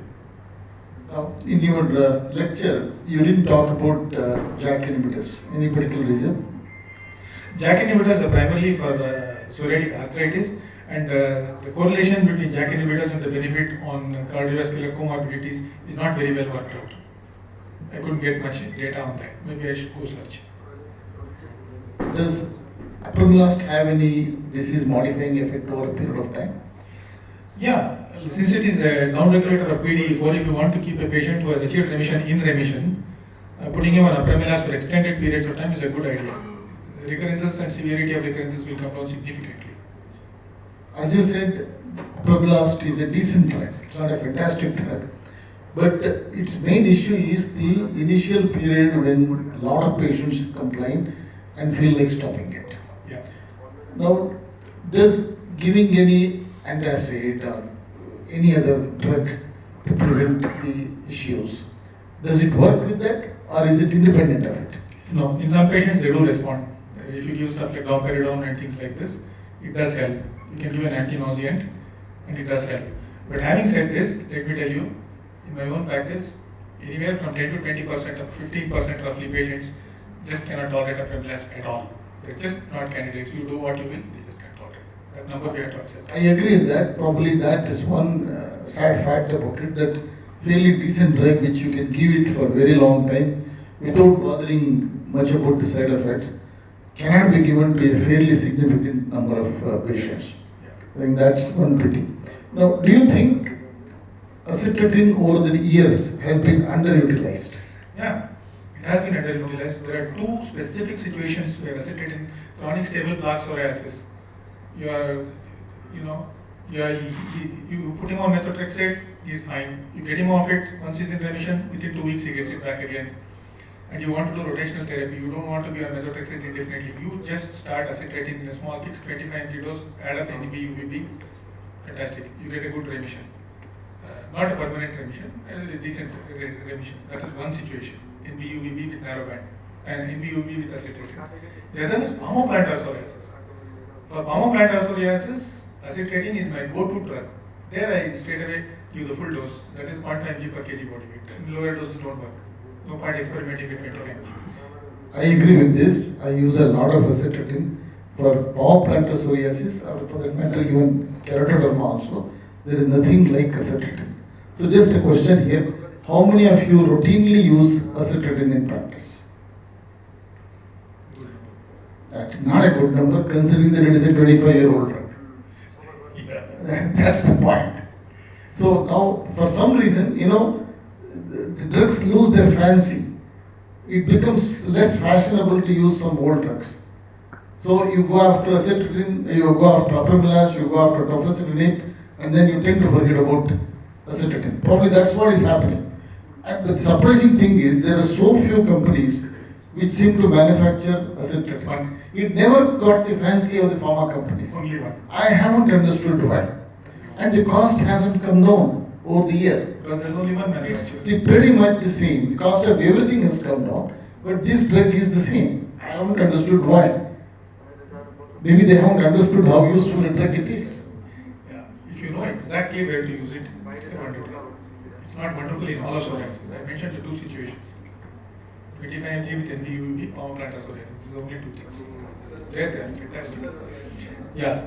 Pustular psoriasis, it can give dramatic responses, but it is not uniformly predictable. If somebody comes to me with an extensive, severe, life-threatening GPP, I would rather take recourse to cyclosporin or infliximab and try with acetylcholine in that situation. But if it is, chronic pustular psoriasis, which is not too severe, their acetylcholine would be good.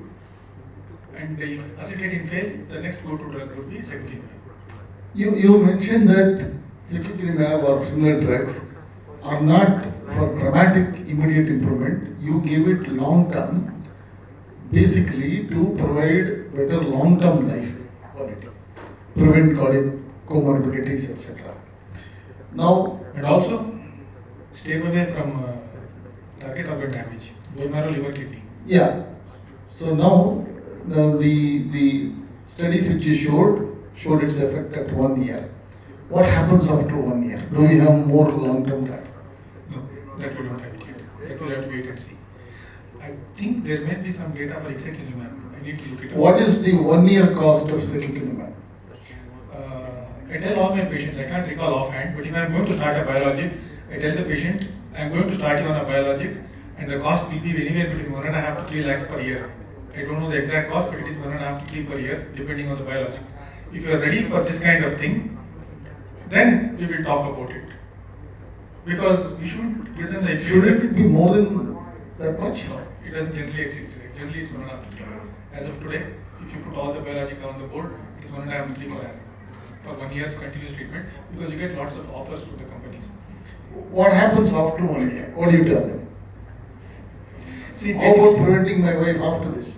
See, My there wife are after many this. patients of mine who are on the third or fourth year of secukinumab. How often do they take it? It's like this. Once they start and adhere to the regimen, thereafter they will adhere to it because they find out that this is the one thing that gives the best quality of life for those patients who can afford it. Okay? There is absolutely no resistance from them. The only ones in which I have to take a call is those who suffer biologic fatigue. Biologic fatigue is known to typically set in after 3 years or so of use for many biologics. There are patients who don't suffer biologic fatigue at all. There are those who are on etanercept for the 20th year now. There are those who are on omalizumab for chronic urticaria for the 10th year now. All these things are there. In the bulk of patients, biologic fatigue doesn't occur, but it is fairly common. When it does occur, it occurs somewhere around 3 years. Then you have to shift to another biologic. Now, on this issue of giving the biologics for a very long time like this, any opinions, any questions, any comments? Yes, Dr. Sabali? Except biologics, none of the other molecules work for psoriatic arthritis. That is my understanding, including apremilast. They prevent the progression of articular disease. I agree. See, my question was, if there is arthritis, the patient's management takes an entirely different viewpoint. He is physically suffering. He is not able to do some functions. He is not able to go through some activities. But just psoriasis, with the point of preventing comorbidities, long-term administration with this cost. What is your opinion on that? Oh, my opinion? Oh, yes. Your opinion, we know. I think as Dr. Krupa mentioned, I think we should constantly look for comorbidities like articular disease, which is often very missed, like simple CRP, looking at the scalp psoriasis, intergluteal psoriasis, nail psoriasis. I think we have to constantly look for underlying morbidities and treat accordingly. Actually, one Like fatty liver. For fatty liver, fibroscan, any role of fibroscan? No. Fibroscan, see, you just do an ultrasound, it will show you fatty liver. And if GOT-PT will marginally elevate, you put these two together, then you know this person has got an NAFLD, with or without, may or may not be related to the drug. It might simply be a comorbidity of psoriasis, and a good number of, in fact, if you look at the population of the United States, some 20 or 30% of them have NAFLD. In the urban India, it might not be any different. Because in lots of patients whom you do USG abdomen for whatever cause, you will find fat comes as fatty liver. And if you do the liver enzymes, maybe a GOT-PT will be high. In the event of continuing methotrexate, I must say. Yeah, yes. Coming to the specific question. Now, if you get a twofold rise in titer, after you have crossed 1.5 grams, the best thing to do is to go for a fibroscan. If the fibroscan comes between 6 and 8, you ask for a liver biopsy. If it is below 6, you just give a drug holiday and restart methotrexate and think of fibroscan 1 or 2 years down the line. How frequently? If it is beyond 8, if the fibroscan value is beyond 8, which means no more methotrexate, you make a mention on the file, no more methotrexate, tell the patient, we are never going to come back to this drug. How frequently look for inflammatory bowel disease and uveitis, silent uveitis? Not very often. I examine the patient's eyes. If I find a halo around the cornea, only then I send him to an ophthalmologist. Uveitis is mentioned in the literature, but we don't encounter it very, very often. I mean, if you want to be very vigorous, you would want to ask him to go to an ophthalmologist, see for floater, so on and so forth. But not a very common thing. Inflammatory bowel disease is not very uncommon if you pause to take a history. And how common is hypothyroidism, thyroid dysfunction, resistant psoriasis? That I haven't looked at. I mean, it may be there, but I have not given it any thought.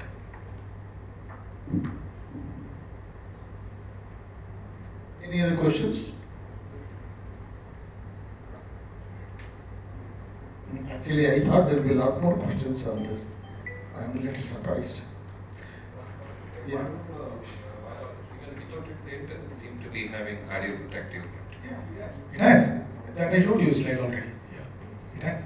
All good number of systemic therapies, especially methotrexate, has cardioprotective effect. And though the aceclidine increases the lipid levels, it does not correlate with increased risk of cardiac disease. And you can control those lipids quite easily. One hypothesis is folic acid is given along with methotrexate. It And brings the that homocysteine level, that gives a cardioprotective action. Now, you mentioned that the test dose for methotrexate was 5 milligram. Why not 2.5? Actually, in my practice, I give methotrexate by body weight. I give 0.2 milligram per kilogram body weight. My therapeutic dose is the test dose. It doesn't matter if you give 2.5 milligram or 15 milligram. If he's going to have a idiosyncratic reaction, he's going to have one. Okay? So why not start with therapy instead of frightening ourselves and frightening the patient? All I require is the CBC at 1 week. In the vast majority of patients, it will be fine. If any of the values below 10%, I will become very cautious. It's as simple as that. I know. But if he is, see, an idiosyncratic this thing, he is not going to kill the patient. All you have to do is get off the methotrexate. You don't have to do anything. At 1 week, if the values have fallen, you don't need to do anything. And if there is going to be an idiosyncratic reaction, the dose doesn't matter. It's not, since the reaction is idiosyncratic in nature, it is not dose dependent. That we need to understand.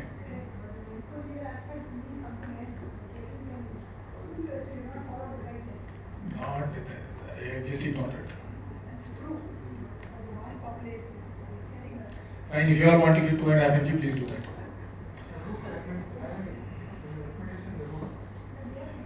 What is the recommendation in the RUC? No, test dose is off. Now the guidelines doesn't say test dose is off.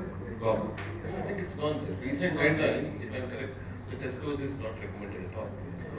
Because how frequently you see the idiosyncratic reaction with the, it's not azathioprine. Azathioprine probably relatively much common. It's not very common.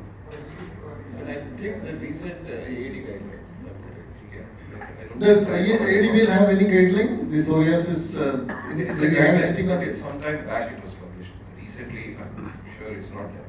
AAD guidelines recently, I think they have taken off this. If I'm correct, I can check it right away and get back.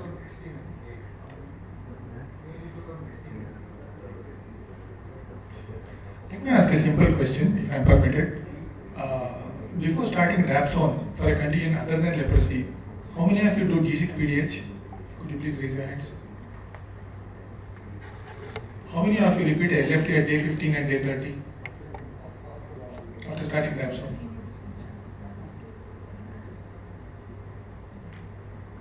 See, you can get into medical legal trouble there as well. But why do you want to repeat LFT after Dapsone? Because your Dapsone syndrome typically comes on the 42nd day. But Dapsone syndrome has obvious clinical manifestation. Yes, Doesn't it just has. manifest The clinical? point is your LFT will give you an early warning. Not necessarily. Yes, it does. I think one of the first things is the rash in Dapsone syndrome. It does give you an indication. In fact, as early as first week, slowly your LFTs will be going up if you compare it to the baseline among those patients who are going to get a Dapsone syndrome. So it's that way. I mean, I think methotrexate is used less often than Dapsone, right?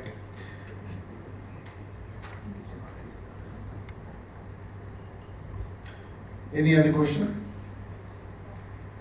Is there a psoriasis clinic in India, anywhere, which specifically handles all these things in a very systematic way, like they handle, for example, a diabetic clinic or eye clinic, if they do certain things mandatory?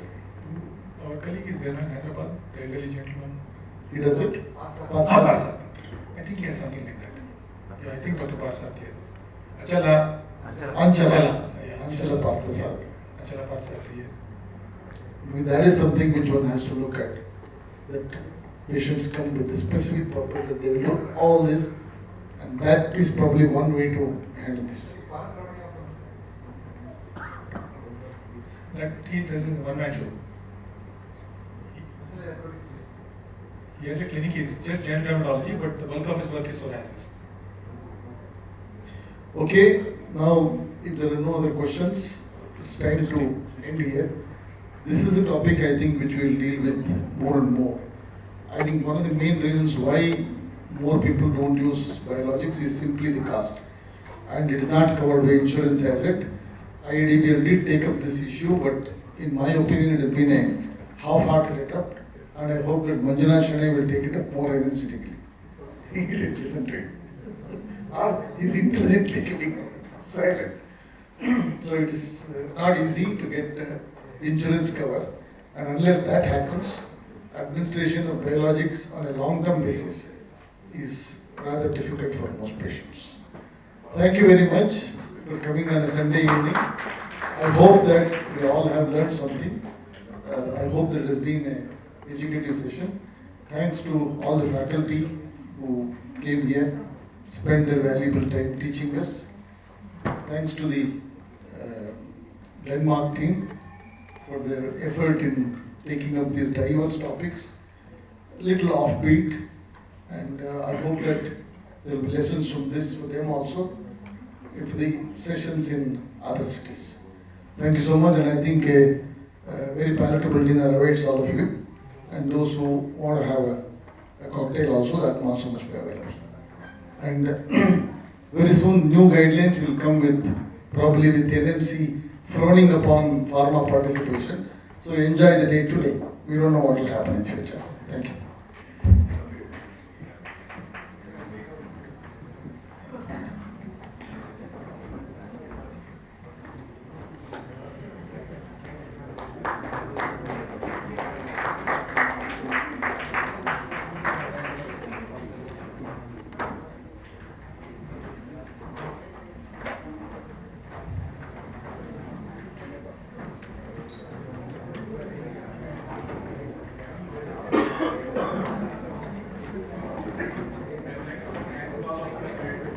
Wait for 2 minutes and then you all can go, because we would like to hand over compliment to Venkatram sir, because he has spent 4 hours, very nicely moderated all the sessions. Thank you so much, sir. It's a pleasure having you with us. Thank you so much.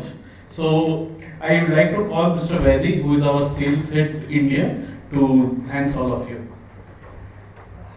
So good evening, doctors. In fact, a wonderful session. I thank Dr.